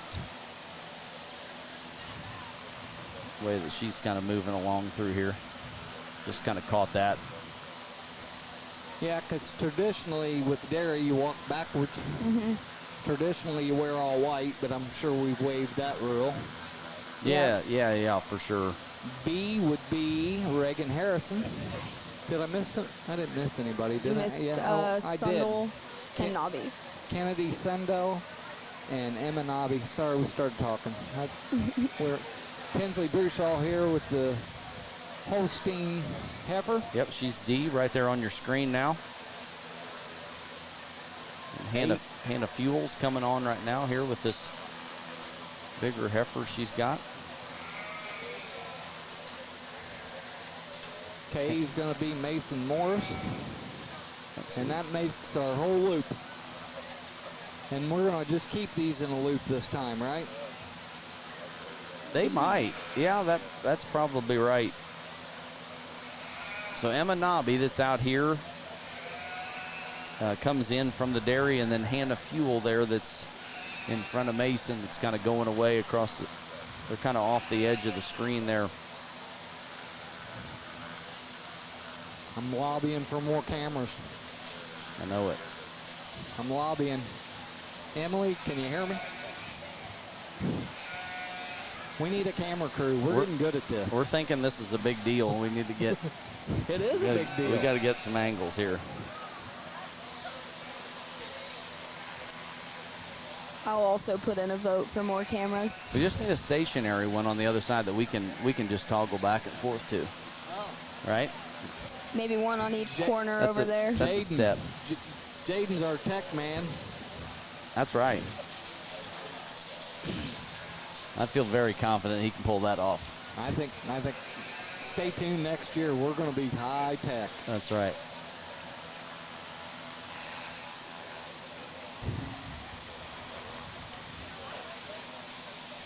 So this is great technology. I mean, somebody way far away can be watching this. Yes. My aunt used to watch from California. Yeah, and it's capturing these moments for these kids too. I mean, is the other thing. This is a video that'll be archived out here as the 2025 Tom Swain Memorial Showmanship, and you can go find it. And if you're in the ring, you get a chance to relive some of those memories too, which is really great. Have you done that? Oh, absolutely. Okay. I still do it. I would watch it every year after I showed, and then now every once in a while, if I want to relive my Tom Swain days, I can just go back and pop it on YouTube. They're out there, aren't they? Andrew, I think we spoke. Didn't Sarah, wasn't she unable to attend one year that Hope won, I believe, and she watched it from like the other side of the pond? Yeah, Sarah was in Europe. Yeah. Yeah. The year that you won it the second time. My last year. Yeah. Okay. Yep. I remember us. We can go back and archive it, but I remember us discussing that. We had international live viewers. That's right. Yeah. Hope's a pretty big deal. Oh yeah. I might have to move my chair. Her head's going to keep growing here. But no, it's great to capture this. Certainly, it's a great event. All of these are. I mean, we capture these other livestock shows, and there's just grandparents and family that are not here that can't attend, and it's so nice to be able to bring this to them as an option. They're the ones that are out there combing around, making sure that there is something that maybe they could watch, and so it's really awesome that we're providing this. Shout out to WTRA. We want to thank you for doing this and organizing it. Yeah, and the sponsors that we have for that, Halderman's and Cobia Solar, Pavey Stockyards, and then Power of the Past, really our four main ones, and we really could not do this without them, so greatly appreciate their support.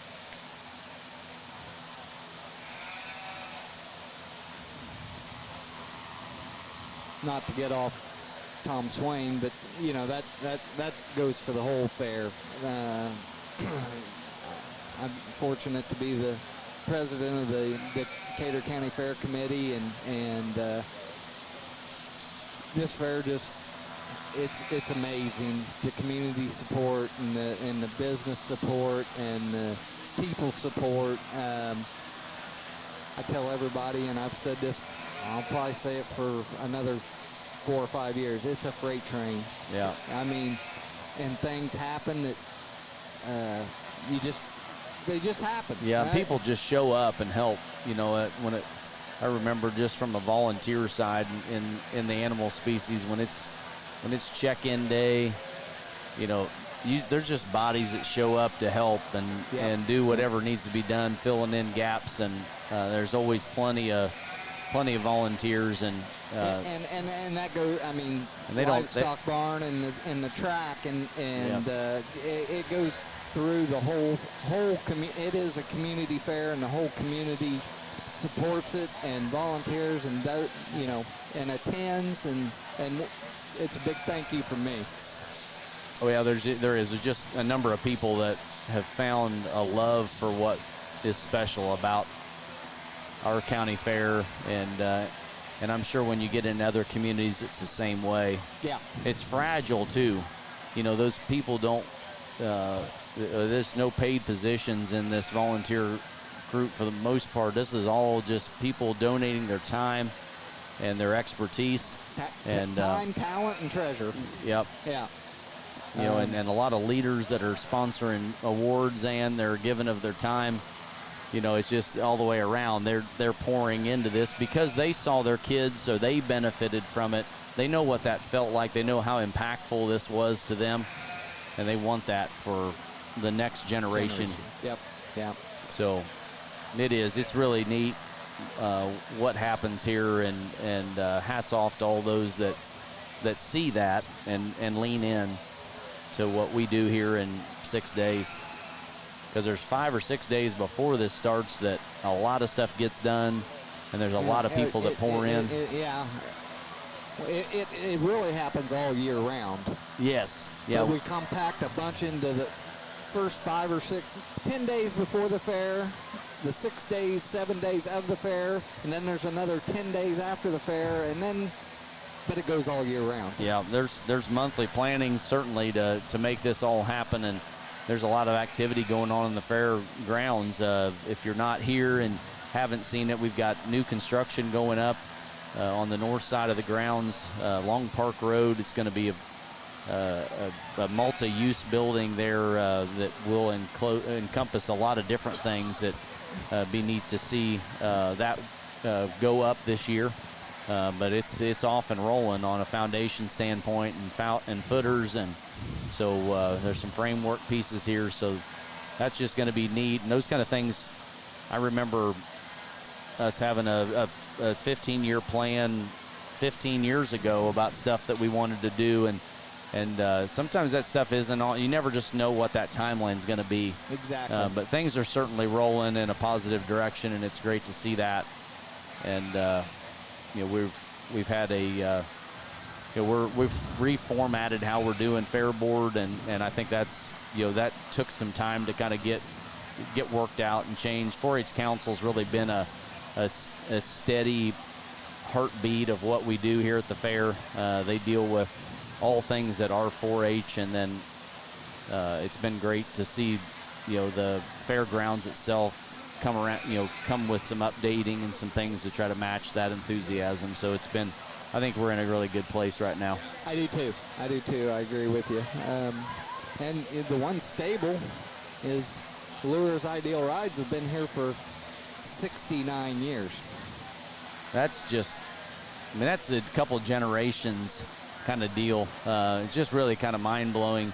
You talk to a lot of other fairs, and it's just it's amazing how that is one of the things that hasn't stayed the same at most places. They have a lot of traditions, and then but the carnival that they have hasn't stayed the same, and so it's been great to have that constant here for sure. Top-notch operation and people and rides and we're lucky to have them. And in Indiana, about every county fair pops off in the month of July, and there's 90-some counties. I mean, it's just a daunting number of carnival companies you need to have in a small area in a short period of time. And so we're fortunate to have one of the good ones. Yeah, and that number is dwindling also. I'm fortunate to go to the Fairs and Festival convention in Indianapolis, and I'm kind of dating myself, but 15 years ago when I went, there was multiple ride companies. I think this year there was 4. Wow. That are actually kind of pursuing some dates that they might have available, kind of deal. Yeah. So most of them are full, and they don't really want to go to those because they don't really have any availability. Or they? Well, I think they're down to 4 ride companies that cover the state of Indiana. Gotcha. Like I said, there was. That's a lot of pressure. So. We'll get back to the Tom Swain. This is a long show, and you guys are getting a good view of it. I wish we had a chat bar too. Can we get a chat bar? Oh, that would be nice. That would be nice. We're gonna update this thing. I'm on. I got all kinds of ideas. Multiple cameras, chat bar. What else could we use? Yeah, and if they, donated $1 or something, then we can answer some questions live. We can't answer all the questions, but if they. What's that? That's on YouTube. What's that called? Make a donation. Live chat. I don't know. I'll think of it. I see people do it, but. So Tinsley Broussard going across the ring, Hannah Fuel.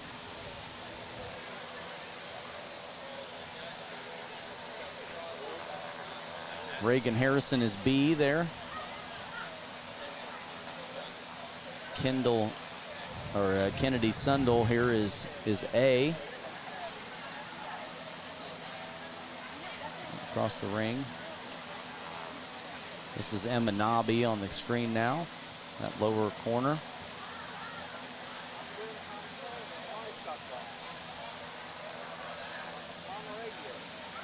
Leah Bowdy is behind her, and then Madeline Shireman on your screen now.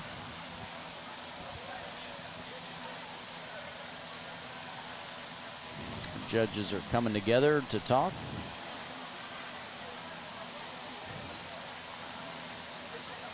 Reese Beaver just passed. Yep. Kenley Hill. Mason Morris.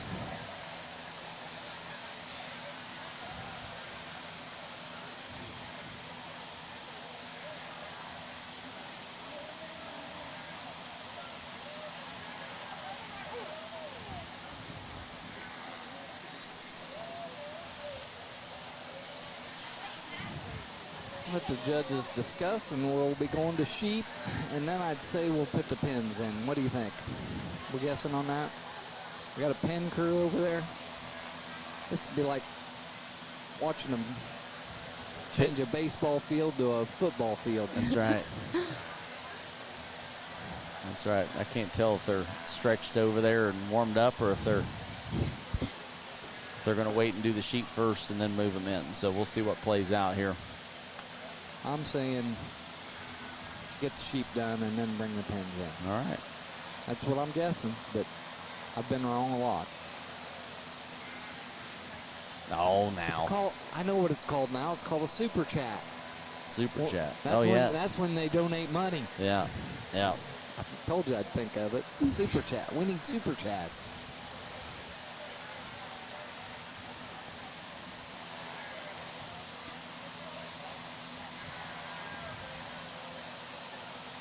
All the 4-H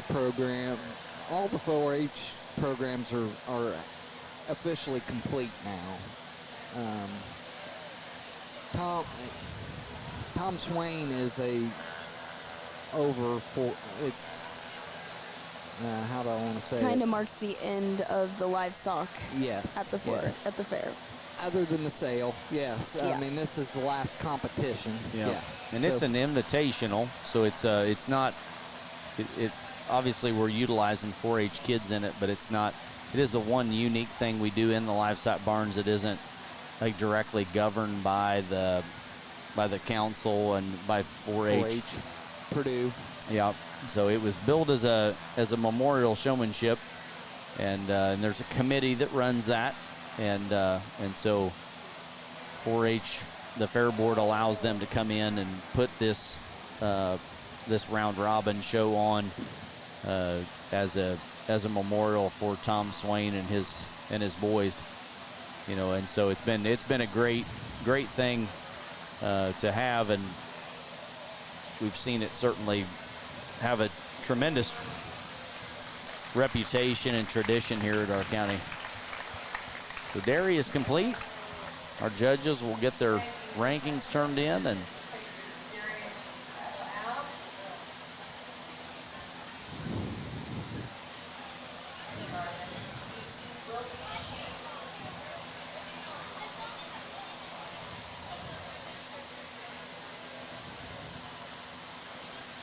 I actually didn't walk out the back side of the barn. Are the placing pens just setting out there?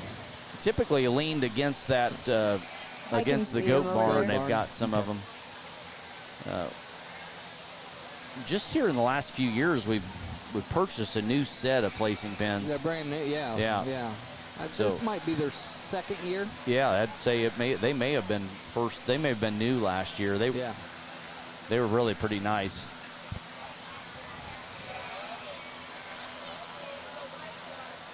When we got the first ones, that was a... Oh, we thought we were the Indiana State Fair. It was a complete game changer to what we had.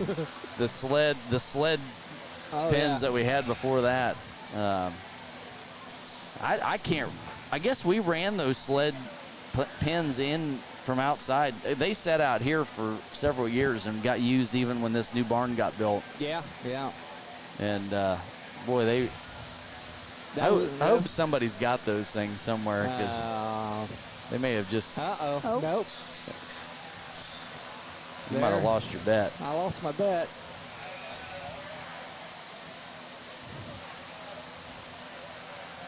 I think I lost.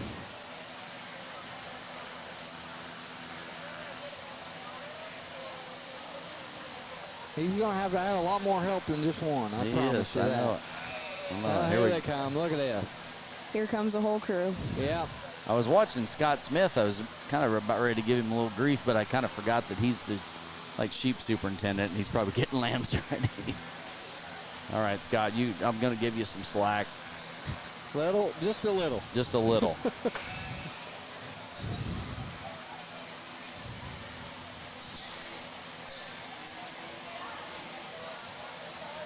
Looks like there is a little bit of rod dropping to do in this, so we'll see where the bottleneck's at. Yeah, you talk about volunteers and community sport. Just kind of take a look at the ring and all the guys. Here in a couple minutes it'll. We couple even youngins out here hauling gates. Yeah. And that's what it takes. Yep. Now you just got to get that first one set, and then you can build off of it. But that first one takes a little squaring and. We're swinging them around. We got them turned the wrong ways. We need at least another construction. We need another supervisor on the scene.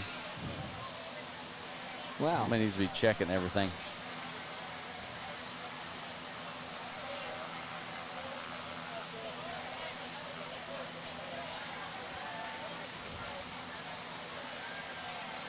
What was that show when they build a house in a week? Yeah. Extreme Home Makeovers. Yeah, something like that. Yeah. Extreme ring makeover. Yeah, that's right. We're getting our makeover.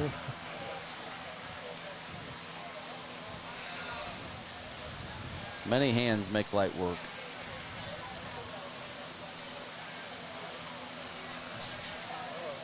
Looks like they're making some pretty quick progress. So species-wise, we've got sheep yet to go, and then we'll finish up with our swine segment of it, and then that will wrap up all of the showing, and then all we'll be doing left is waiting for the scores to get tallied and find out who our champion and reserve are going to be for the 2025 Tom Swain Memorial Showmanship. So should be exciting times here.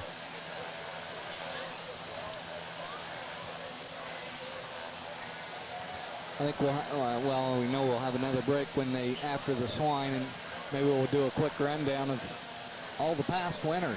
Yeah, no, that would be good. Certainly had, when you get on that sheet and look at it, one thing that's unique here that isn't the case in other places is once you've won this, you're eligible to be in it. If you can qualify yourself back in, you can come back in multiple times. And so I think that's a great part that we have that other fairs have. Some of them do. Basically, you're kind of done when you win it. Then you're ineligible from there on out to participate again. And it's unfortunate, I think, for some kids that pretty young that are very talented, win it at a kind of a young age, and then now you're on the sidelines. And I greatly appreciate the fact that we've been able to keep ours set to where the best talent every year that's in our species is in the ring. Yeah. Based off of the judge's opinion, and so you don't have anybody that's sidelined because of ineligibility. Yeah. No. So, and I like that part. So but it has set the stage for several names to be on here more than one time, and I think that's great. Definitely, and I mean, that discussion's been had. Yep. But Michael Jordan won more than one championship. Tiger Woods won multiple, and that's when you're the best. That's just what you are. You already got a limitation because you can only be in 4-H for 10 years. That's right. So we've got a limitation. But I think the most you can win it is 10 times. That is. We do limit your winning numbers to 10. I like that. And that's a good. Never thought about that, have you? No, that's a great way to put it. That's a great way to put it. You can only win it 10 times. And if somebody wins it 10 times, they deserve it. Absolutely. Yeah, Allison Meyer wins it in 97, and then in 99, 2000, 01, 02, and won it 5 times. And out of 10 years. Out of 10 years, yeah. And I think 02 was her last year, but I can't remember. So I mean, she when she got in that thing, then she was off and running. So I'm just glad I was out.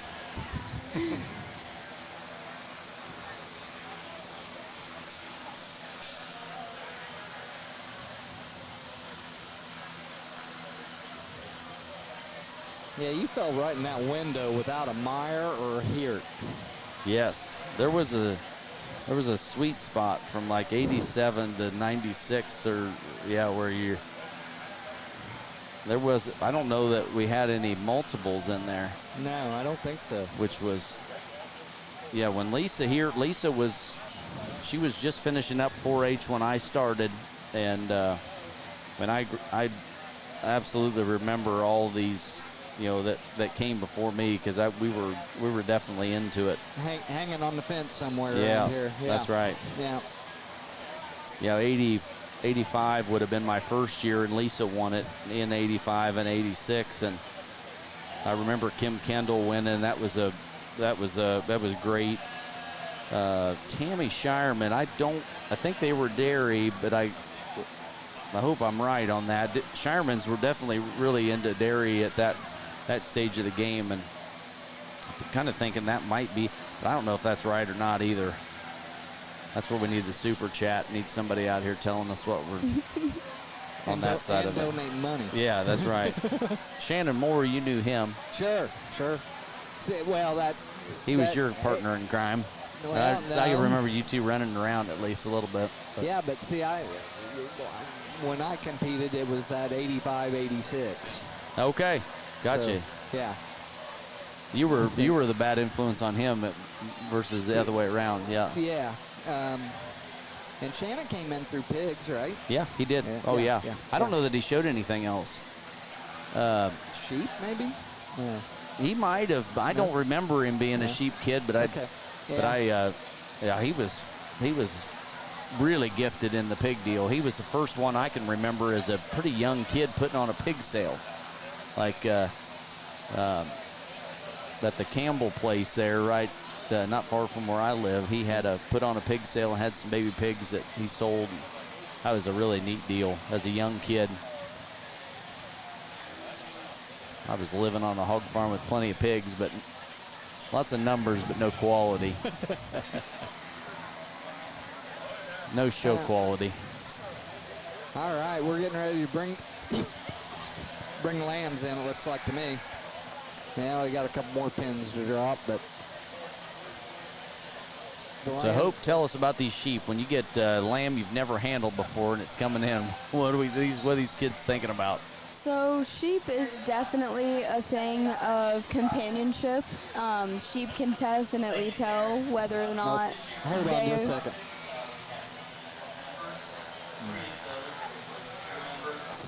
We had a total of 35 animal exhibits. And we got a really good group of kids in this project, and good to work with, and appreciate the parents that help me on the back side of this. It helps out and goes a long way. Don't want to take up too much time, but I always give out a Shepherd's Award during this time as we're getting set up for the sheep. I look at it as like an MVP or mental attitude award, somebody that just works in the barn. And I have a young lady out here that really is working her butt off and just representing and competing in this contest. So I'm going to pass it on to her parents, but the Shepherd's Award for this year goes to Leah Bowdy.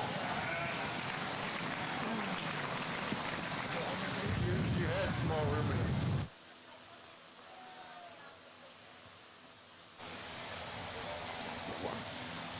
All right, we're back. Okay, go back with your train of thought there on grabbing a sheep that you've never handled before. Yeah, so sheep are very much companion animals. Grabbing a sheep that you've never worked with, never met, can be a little rough at first. They'll gradually get to know you in the ring and it will become easier, but it is a big thing in showmanship, even on circuit, to have judges in higher division showmanship switch you away from your animal.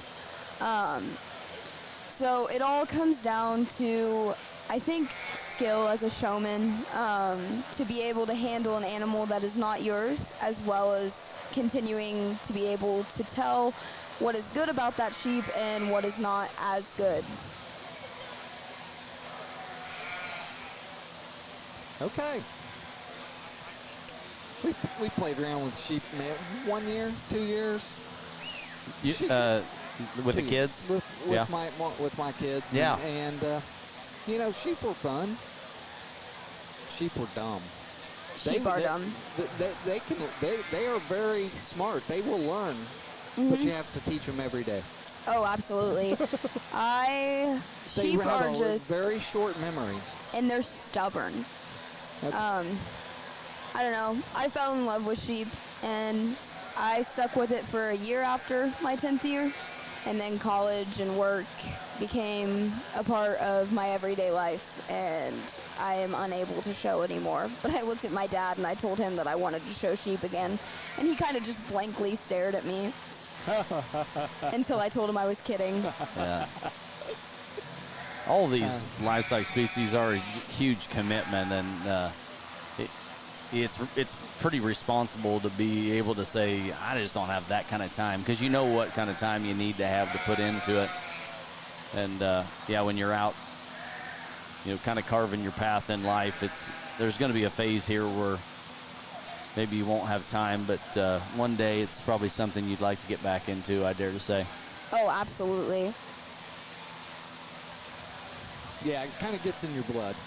It definitely does. And as I've told my dad, when the time comes and I have kids of my own, I'm definitely going to want them to try it out. Whether they like it or not, that's completely up to them. But it's definitely... Have the opportunity. Yeah.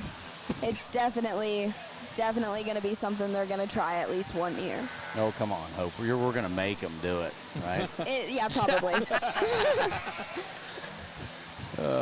No, it is good. I mean, sometimes it takes, you know, and I love the kids that, you know, don't necessarily have to have a lot of success to really fall in love with the project and enjoy it. And in fact, sometimes the worst thing that can happen is you get off to too good of a start, and you kind of push together the feeling of enjoying it and the feeling of winning get to be too much of the same. And then when you don't get them both, then it's not as much fun. And this is definitely all these livestock projects are something that you've got to just really enjoy. Oh, absolutely. Just too much time. It's too much of a sacrifice away from other things in your life to do. And you know, we all had friends that we ran around with that weren't showing animals, and we had, you know, animals to go home and take care of or walk or whatever it was, you know, and our friends just never quite understood that. You know, Kevin, you were in that boat. You had sows in the farrowing house and stuff going on to take care of. And yeah, farrowing January, New Year's Eve, and everybody's going to a party, and you got 2 sows farrowing in the farrowing house. And yes. You got to make sure the heat lamps are working. And that's right. Yeah, been there. Sometimes I'd go out and then come back and check on them, though. Look at this. Look at this. Hope.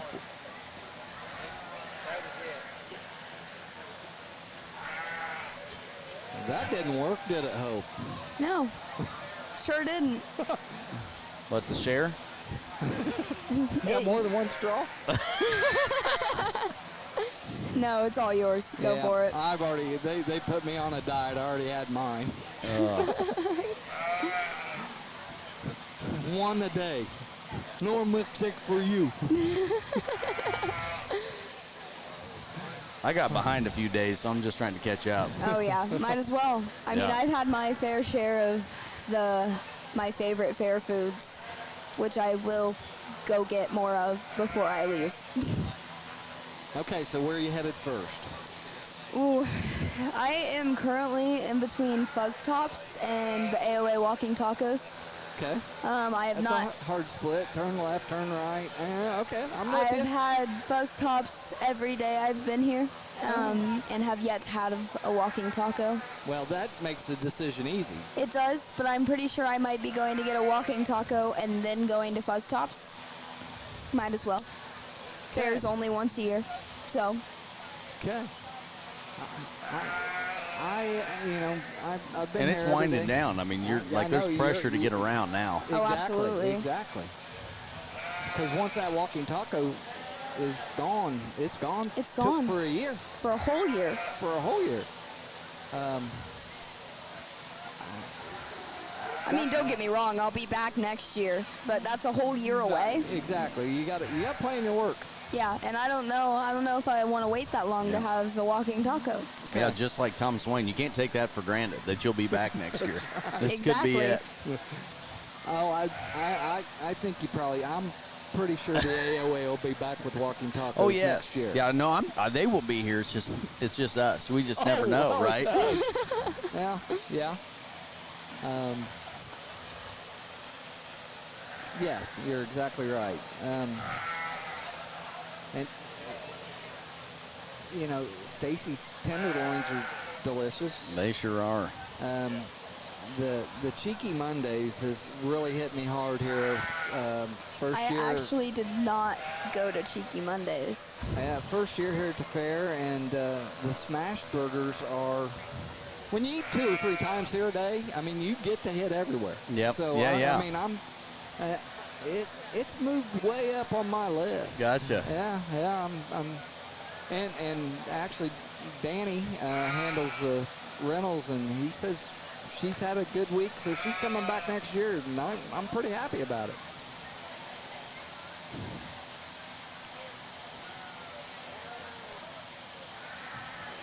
Just a side note, we're showing weathers and ewes. Do you show them different?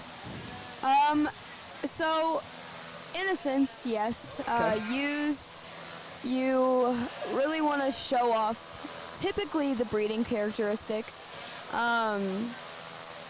If your ewe has muscle, like, make sure that is definitely being shown off. Weathers are mainly just about muscle and Product. shape and products, whereas ewes, you're looking at the future of that breed. And it's definitely a difference in showmanship, as well as showing the ewe and wether themselves. But anymore these days, you'll have weather judges coming to judge breeding ewes, and breeding ewe judges going to judge wethers. So it's really just preference of the judge, and yeah. Okay. And we know you came through the downers. Do you show a downer different than you show a hamp? No? A little, but maybe not as much as between a wether and a ewe. It really, between breeds, you just want to be sure you're showing off your sheep to your best ability. Whether that be having a tick out of place to make the butt look a little bigger, or anything. There's just small things that you can do to show off your ewe or wether, either or, just to make it look its best. That's why pigs are so much easier. Just keep them moving and keep them in front of the judge.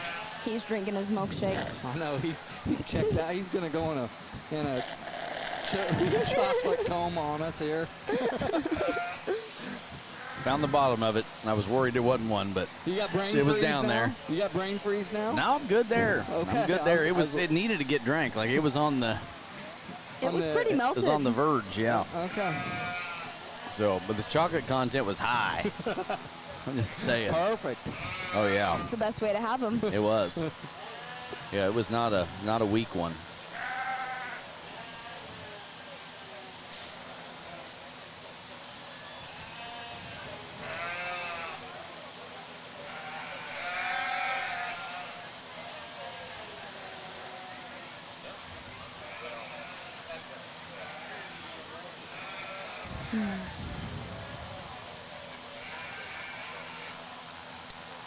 So this is typically where you would switch sides. the judge is now on the other side of the sheep, and even when walking, it is important to keep the sheep between you and the judge. Yeah, I really miss showing sheep. Yeah.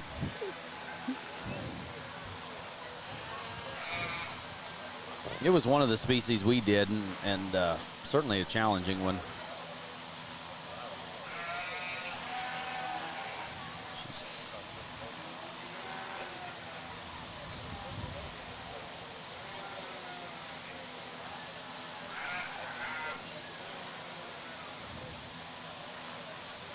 I think the one thing that I would not enjoy about Tom Swain is not being able to show my own sheep. And I think it definitely can show whenever you don't have your own animal in a species. But a lot of the kids out there are handling sheep a lot better than I've seen in the past.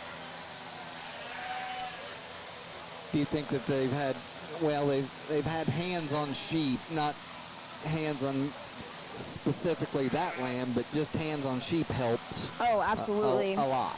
Especially some of these kids not having sheep of their own. Yeah. Working with a sheep that doesn't know them gives them a lot of perks of coming out here and being with another sheep that doesn't know who they are. Sure. It is a tight row there, I tell you. Mm-hmm. I mean, everybody was just jammed right up on the backside of each other when they were walking, and then when they all had to stop and find their spot, it is tight quarters in there. So as an exhibitor, you always want to be kind of the one sitting closer to the judge in that line, just a little bit, not obnoxiously. Yeah. And it definitely, when it gets scrunched up like this, I've been told at multiple shows, maybe move your lamb forward a notch just to give yourself room, or definitely not backwards. That's not a great idea. Right, yep, no. But that's it where helps, I was going with it. It definitely helps with the tightness and giving your sheep room to be set to its full potential. Yeah.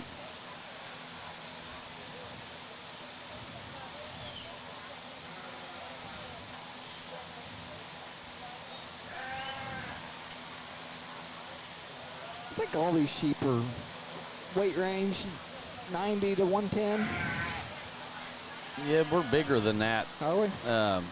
It's crazy how big. I mean, these market lambs are packing a 140, 150s, 160s these days, and I don't know if we've got any. I mean, Kinley's sheep, that's a big lamb. Yeah. That thing's not here to have fun. I mean, it's really given her all kinds of trouble. But she knows sheep. She's handling it really well. Yeah, that one needs to get swapped over onto somebody that's got a lullaby lamb over here that's about falling asleep on him. That one will really wake you up. Yep. Dismissing the sheep. All right, they're dismissing the lambs out. We've got swine left to go. And pens are set up. Pigs are coming in. Yes. They'll not waste a lot of time here to get ready to get rolling on pigs, so we'll get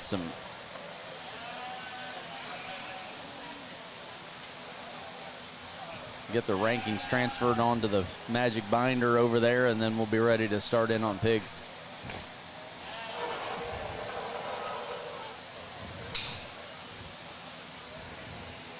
For many years, since we went to the new show ring style here, we switched to we always had the placing pins kind of out here to begin with.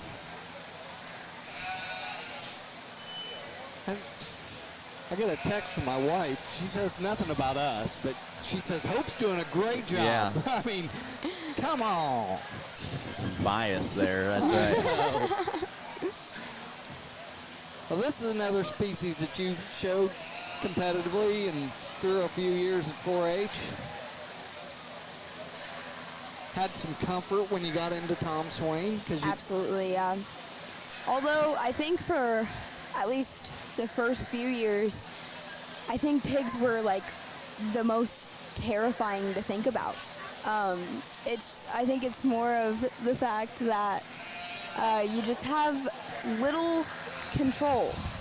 All you're doing is walking around with a whip. No leash, no halter, no. You don't have your hands on them. Yeah, no. Yeah.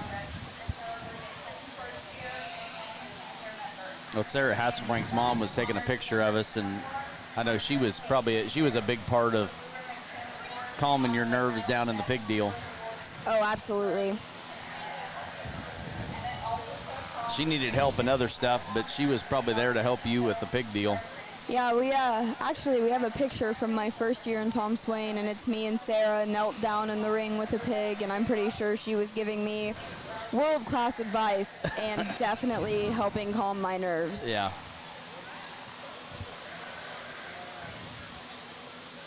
Well, both of you got a chance to get in it when you were kind of mid-pack in your 4-H years, and both came in kind of ready to, be pretty competitive in it. So she didn't have any. I think her brother showed calves, so it isn't like she didn't have exposure to that. But I know that was the pig thing was really what she knew the best, and not a lot after that.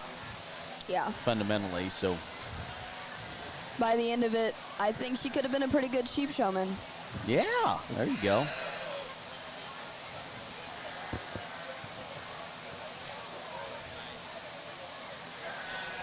So are the contestants drawing their number right now? I kind of think so. Okay. It looks like some of them are already placed, so I think they're pulling and walking to the pig that they pick. Yep.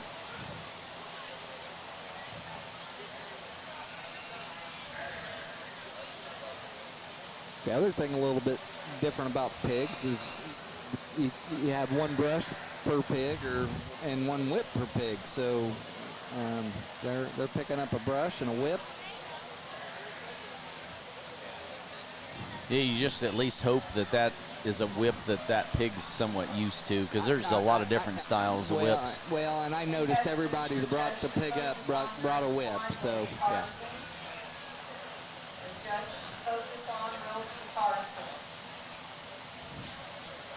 So Carson's going to be the lead judge here again. So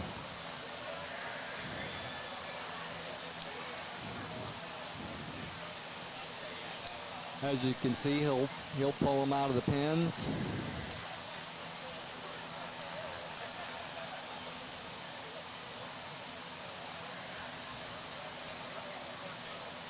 Close the gate.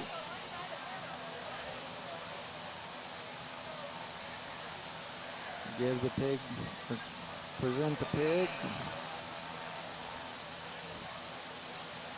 Give him a good drive. I tell you what, this pig was sitting in this pen when those kids got in there, and the first thing you're doing is walking out in front of your judge the very first time you've ever driven this pig one step is. And it wasn't very long. We talk about the pig's IQ. They know where that gate is. They've been in this ring multiple times during the show. Oh yeah. We've got one heading towards it right now. And they remember where that gate is. So here comes our herder boys. Just gonna make a circle there around that corner, I hope.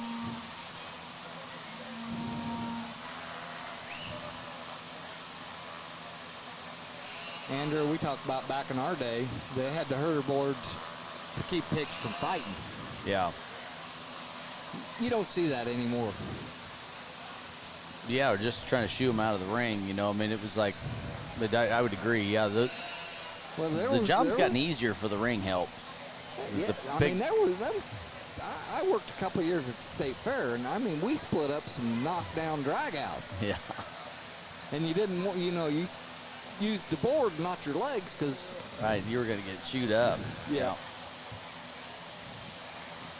So the one thing out here is, and you see it at some of these pig shows, like all these kids need their first look, and like the worst thing you can do is just get your pig back in amongst these opening pins. Like these kids that have already come out here need to get down on this end, need to get away from those placing pins and let each of these kids get their moment out. But if you're not a pig kid, you don't know that. Like if whoever helped you didn't explain to you, they're like, you got to keep them in front of the judge. Well, you do after they all get out there. Yeah. Everybody should get equal opportunity of first look. Yes, that's right. And so I think he finally had to tell some of them just to stay back.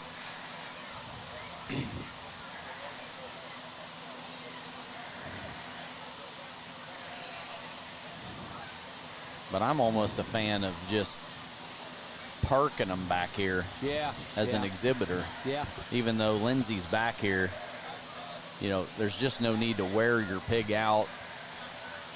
Yeah, very little whip right now, and just taking it easy. Drive, come back here in the corner and park it. Yes, and so keep driving, but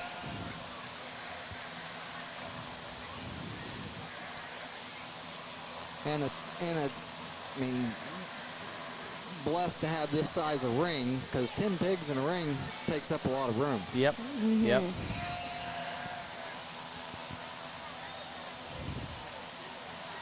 So Mason Morris comes in through pigs, and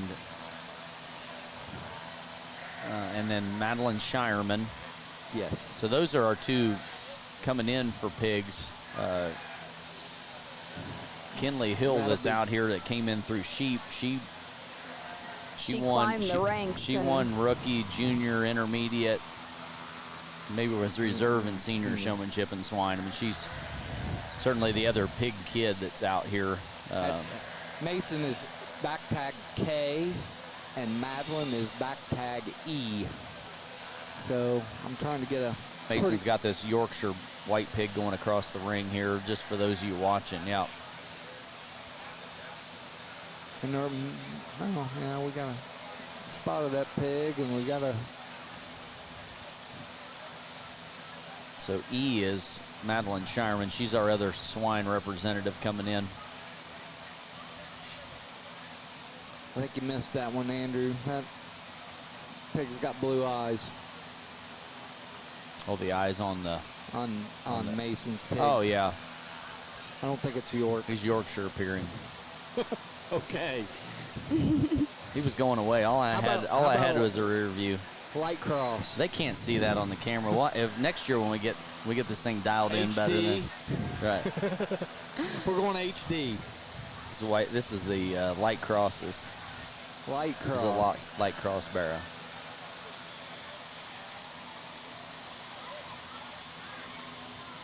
Kinley Hill's got the spotted one out there in the ring. She's our other swine showman that's in here coming in representing from the sheep side.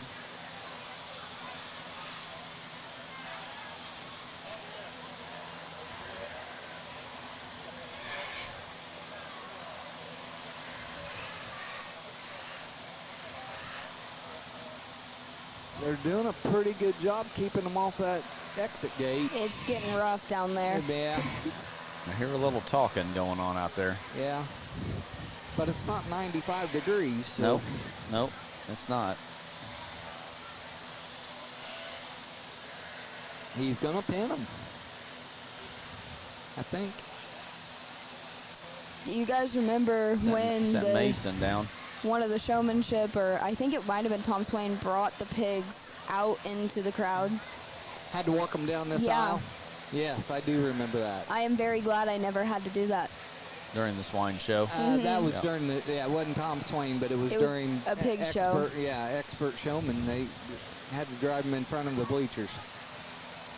God, I do remember that. I can't remember how long ago that's been. But Sarah was in 4-H when that happened. Okay.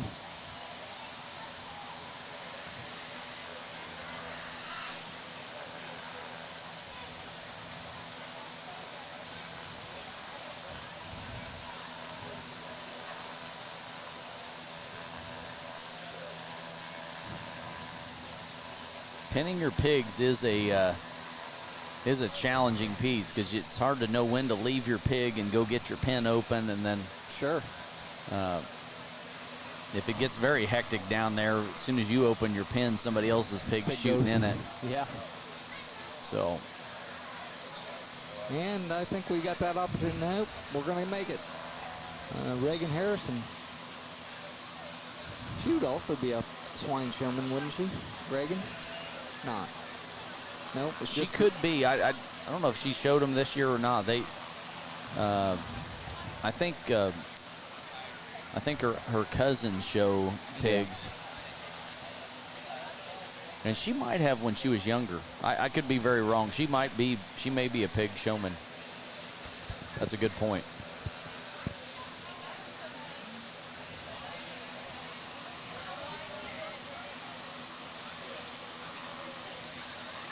All right, we'll see.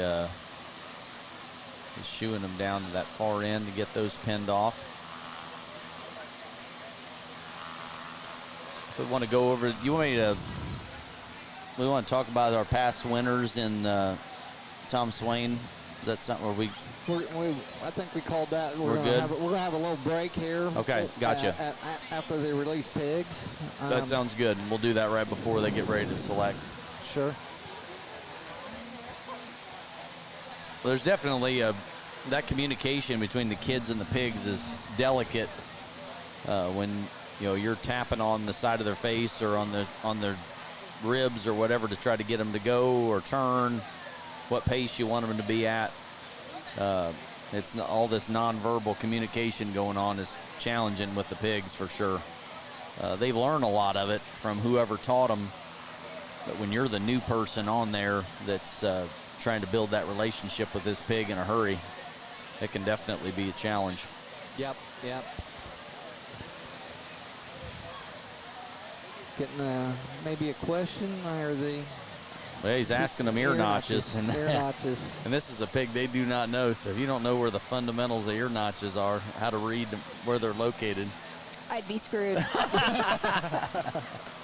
I got taught ear notches in my FFA class by Mr. Johnson, Scott Johnson. It never really clicked. I still couldn't tell you. That's one of the perks of, left is litter. having knowing your pig, because I know Sarah would always figure out the ear notches for me and tell me what they were. Yes, that's right. That's right.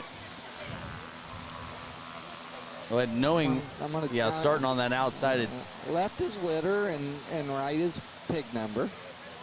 Right. Yep. And it's always divisible by 3, so there's never 3 of anything. 1, 3, yep. 9, 27. 27. And 81 or something. There's a high 81 number I never used. The tip, the ear. Yeah, 81. Right. So 3 1s is 3, 3 3s is 9, 3 9s is 27, 3 27s is 81. You guys are speaking a different language. I'm glad you guys know what you're talking about. That's right. Left is litter and right is pig number. Yep. I always learned as you're looking at them, the left ear is the litter ear. So that it is the right ear, but the 3 L's always helped me remember which one it was, because as looking at them. As looking at them, yeah. Well, I've notched a lot of litters with that theory, but you're holding them and they're going the wrong way. Yeah. You talk about having a hard time fixing. Yeah, that's right. Yeah, it is. Been there. When we had pigs come in on entries, they had the right tag in their ear, but they had flip-flopped the ear notch when they made their onlines. Oh, yeah. But in this day and age, ear notch isn't really that important. It's the tag. The tag's everything. RFD, RFID, yeah. So my sheep always hated those tags. Yeah. Well, they've just become a staple in it now, so just what everything is.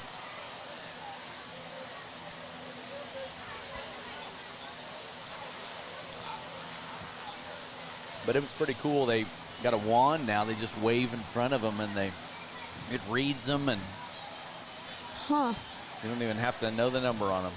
I know. Who'd have thunk? No kidding.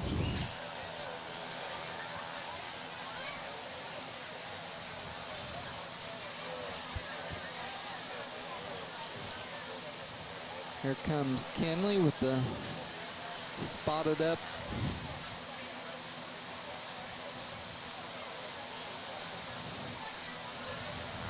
Here comes Mr. Morris with light cross.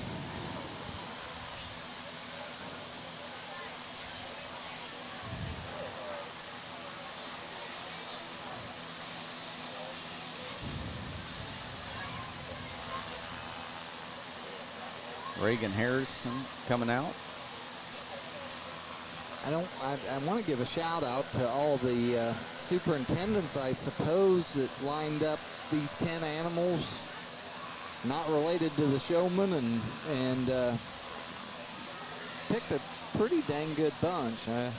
Absolutely. Yeah. Had one beef that was a little cantankerous and one lamb, but that's going to happen regardless. Yeah.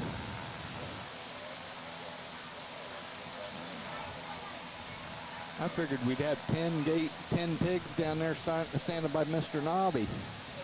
Yeah, that's right. No, they seem to be holding up pretty good.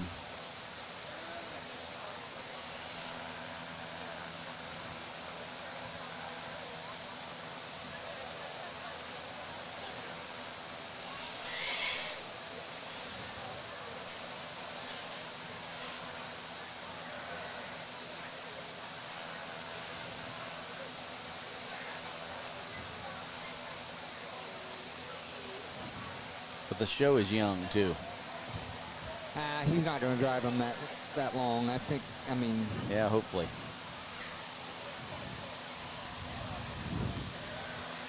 It's the hard thing about pigs is they are on the move 100% of the time they're out there, or they need to be. Yeah. And you at home, that means those pigs have got to get a lot of walking in, and they've got to get some conditioning for that. And as the superintendents for these barns, it's trying to find pigs that you know got along good, maybe were showmanship type pigs on Saturday or Friday into Saturday, and so hopefully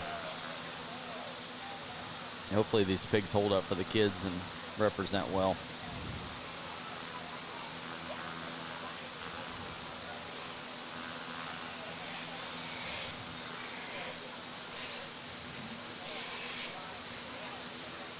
And the judges are aware that they're not driving their specific animals. Yeah. Mason's pig does not seem very happy. He's making that pig do what he wants, but he's going to pin him. Let him take a break. That's good. He was one of the first ones to get pinned there the last time, too. I think he's probably one of the biggest pigs out there. Yep. Yeah, he's doing a great job with that one. He's just, you want to see somebody else fall apart, probably give him that pig, because I think he's doing a great job with. Yeah. Mason's definitely a really good pig showman. Yeah, he is.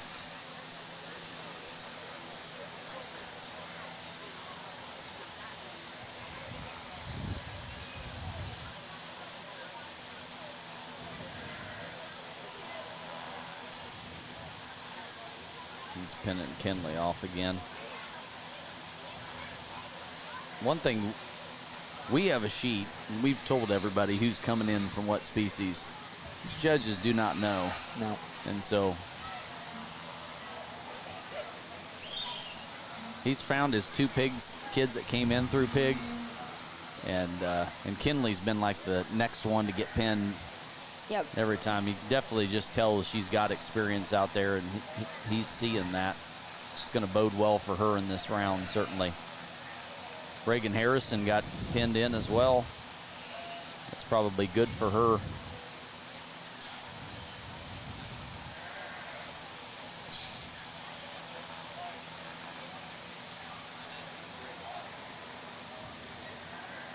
Reese Beaver catches a pin.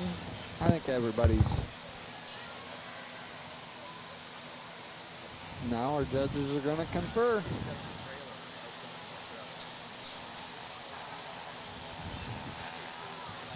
All of these kids have a great shot at winning this show.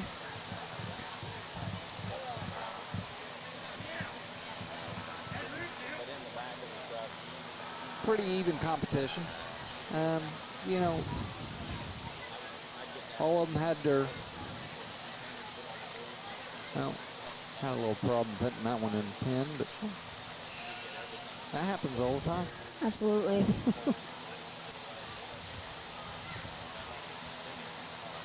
I don't think they'll redrive them, so I think we'll start recapping the previous winners. Yeah, they're going to release them.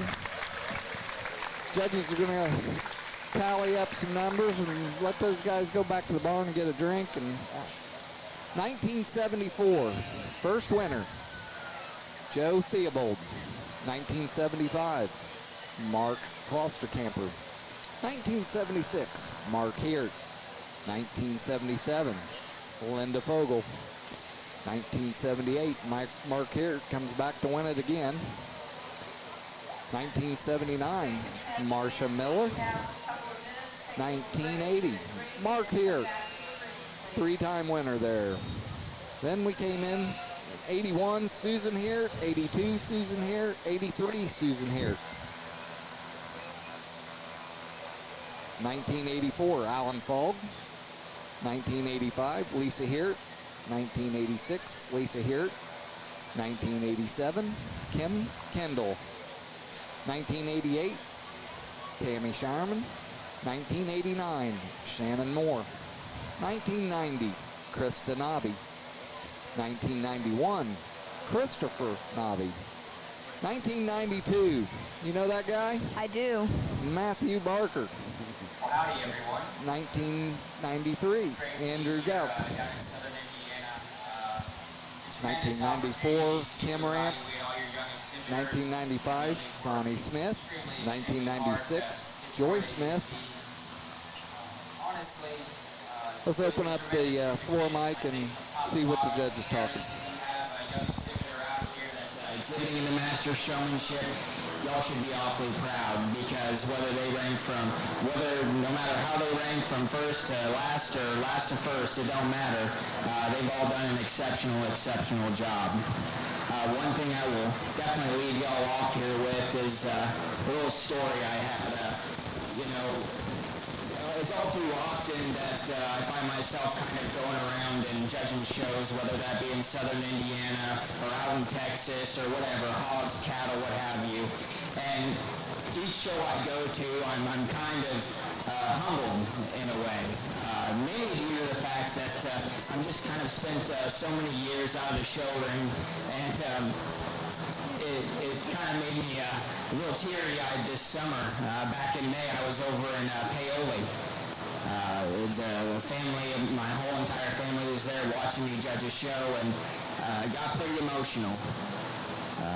Mainly due to the fact that, I got to see my mom, my dad, and everyone there along ringside kind of cheering me on. And if I had to do it all over again, I definitely would love to come back and show one and get right back in the ring, because it meant the absolute world to me.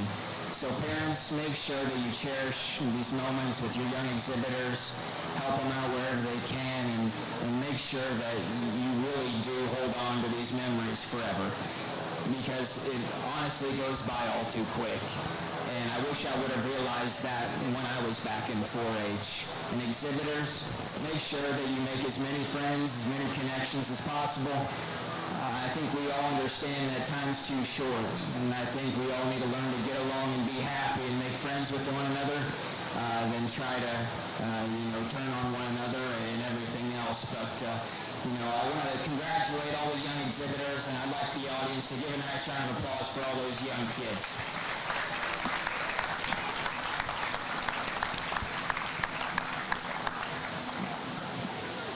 I'd like to echo Carson and say thank you to the kind people of Decatur County for having me down here to sort through your showman this evening. I had a fantastic time. Exhibitors, I just want to tell you, you should be so proud of yourself. For a lot of you, this journey to get in this arena tonight, it didn't start today, it didn't start this week, it didn't start this year. This is something that you've been working on your craft and working on your skills for some of you probably 10 years or more. So you should be very proud of all that you've done tonight. And that's the thing that I love about this industry, and being a parent myself now, is that it's giving our young people the tools to go succeed in their life and to be relentless in achieving their goals.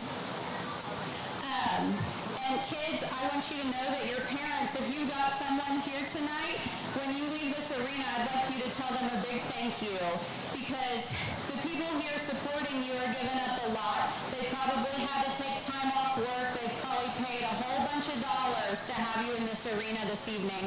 So be grateful to them and have an attitude of gratitude and give them a big hug when you leave tonight. So again, thank you so much, and let's get on our feet and give these kids a big round of applause. They really deserve it.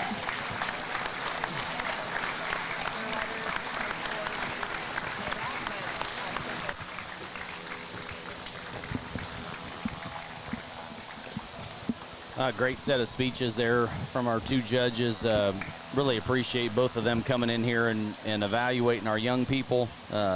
It's one thing to come in and sort through livestock, but you get pretty sensitive when it comes to evaluating our live people. Lindsay's been here and done it before. Carson did a great job. I thought his speech really hit true to what this is about. You can tell 4-H was very impactful for him, and he really appreciates the opportunity to be here. Open it up.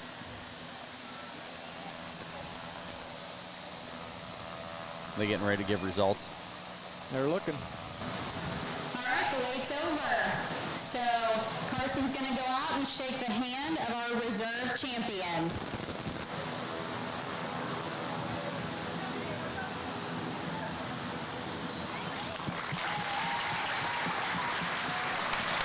Reagan Harrison. Congratulations, Reagan. Again, these young people did a very, very exceptional job, and I know this is the moment we've all been waiting for, but again, let's give a huge round of applause for all these kids because they did an incredible, incredible job. And with that, I'll go out and shake the hand of your grand champion.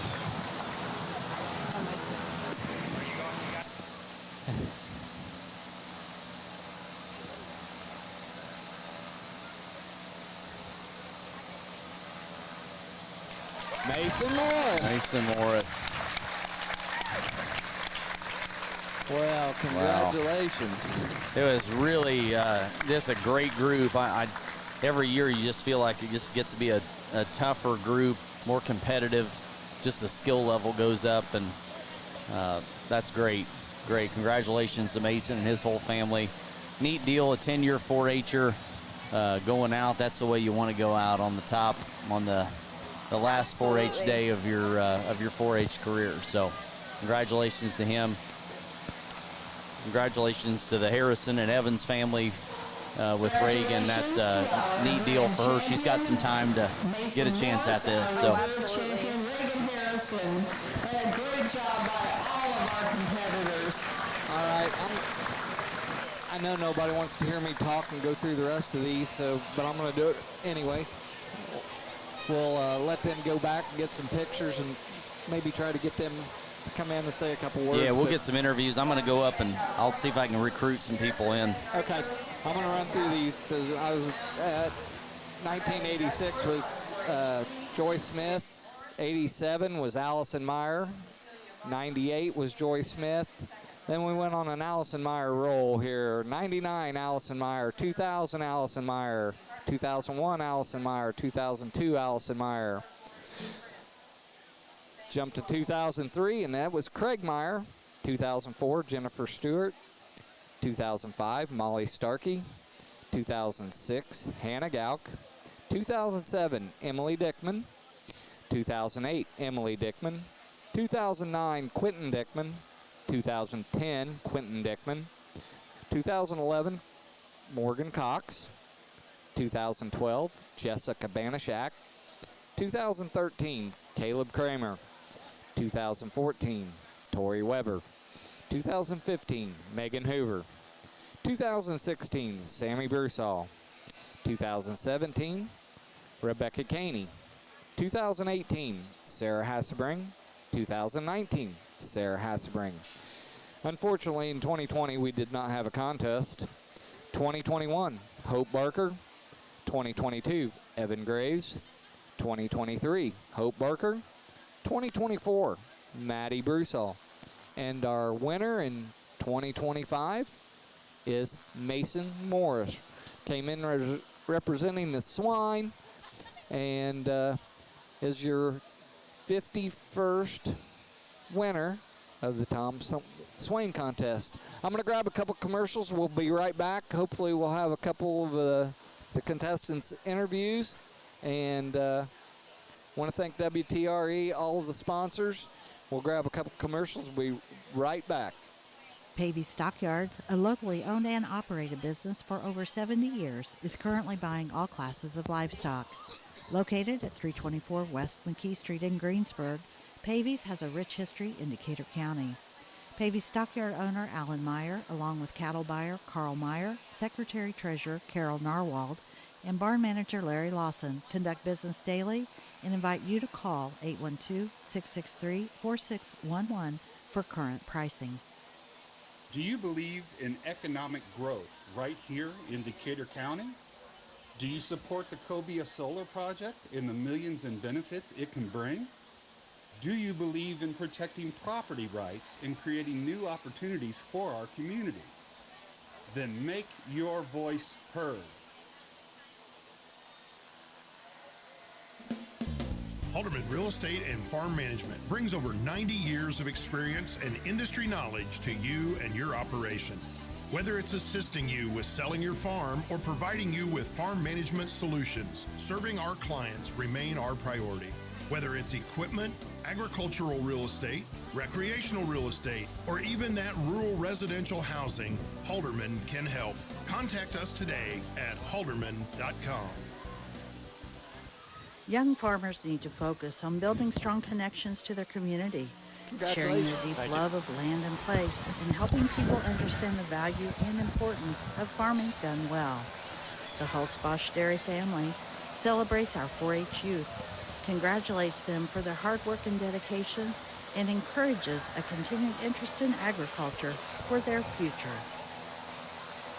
All right, we're back here live at the 51st Tom Swain competition. Yep. And we've got the winner with us. We sure do. Hey, congratulations. Mason Morris is here. Thank you. It's your last year in 4-H, man. This is how you kind of dream to go out, right? Yeah, it is. Yep. Well, that's awesome. Now, were you in expert showmanship already in the swine? Yeah. Okay. I think 4 or 5 years ago. Okay. I went all the way from intermediate up to expert. Okay. And that's how I got in it. And then I've been in it 3 other times since that. So I've been in 4 times. This is your 4th year in? And this was the goal. All right. Well, that's awesome.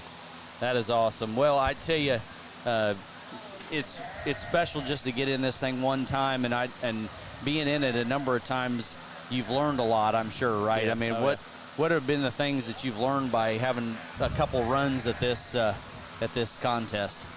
I'd say the 3 main things for me and like what I live by in this like 4-H industry with pigs. Number 1 is always having integrity. Number 2, being humble. And number 3, having a good work ethic. Always being out in the barn, working with your animals, and then when it's time to perform, come out here and do what you practice. Well, that's awesome. That is awesome. Well, I know you've got some people you'd like to thank. Yeah. Why don't you give them a shout out? I'd like to thank my mom and my dad first. My dad brought me into the pig industry when I was like 5 years old, shown ever since. I'd like to thank my grandparents for always supporting me, coming to every show, and then just all the help from around the community, especially in the pig barn. All those guys, they're always there for me. Ever since I was a first-year member all the way to now, they believed in me, supported me, and I think that was special to have around you. Well, that's awesome. Yep. That is awesome. Well, congratulations. It was great seeing you out there, ending on a high note with the pig deal. Yep. I could tell he locked on to you. That light cross barrow was giving you some fits a little bit, but I was glad you were on him. You controlled the situation at the highest level. Yeah. And want to commend you because you had a partner that wasn't on the same page. No, he was thinking about giving up on you, but you weren't going to let him. No. All right. Well, congratulations. You've added your name to a very distinguished list. Thank you. It's an honor. Thank you, guys. Hey, absolutely. Absolutely. Mason Morris, our 2025 Tom Swain champion. Let that sink in a little bit, all right? Yeah, for sure. Go give your mom and dad a hug, all right? I will right now. All right, you bet. All right, great interview with our winner. Another great show, in my opinion. Oh, it was. It sure was. Oh, look who sneaking in here now. Thank you, guys. Well, see you next year, Hope. She's bringing the hardware with her. She didn't go set that thing down. All right, joining us now is Reagan Harrison, our runner-up in the 2025. Congratulations. What an honor. What a great group that you were out there with. Yeah. Had a good time? Yeah, definitely. It was so fun. A lot of fun out there. Well, good. How many times have you been in this? This wasn't your first run at it? No, I think this was my 5th year. Your fifth year? Yeah. Wow. Yeah. She got in young. Oh, she did, yeah. And that's been the theme. There's been a number of you that have gotten in, and then it's been It's been a meat grinder getting out. and on the top side. Yeah. That's right. That's Yeah. for sure. So. Yeah, the only two boys that were in it this year, both they're the two 10-year members that were in. So a lot of girls in this thing for sure, and probably it has been ever since you and I were in. I mean, the boys and the girls, everybody's just tough in this. It's a competitive county, and everybody really aspires to get in this round robin Tom Swain and do well in it. So so that's great. Well, you've got some shout outs to some people that you want to thank. Why don't you get those done now? You got anybody out there that you want to thank? Well, I obviously want to thank my family. They play a huge part in all of this. They've taught me so much about not only beef, but they've helped me learn about every other species the best that they can. And just everyone who was helping me practice before Tom Swain, all the people who let me use their animals, and I mean, were just willing to teach me even when they weren't the ones in the ring. All right.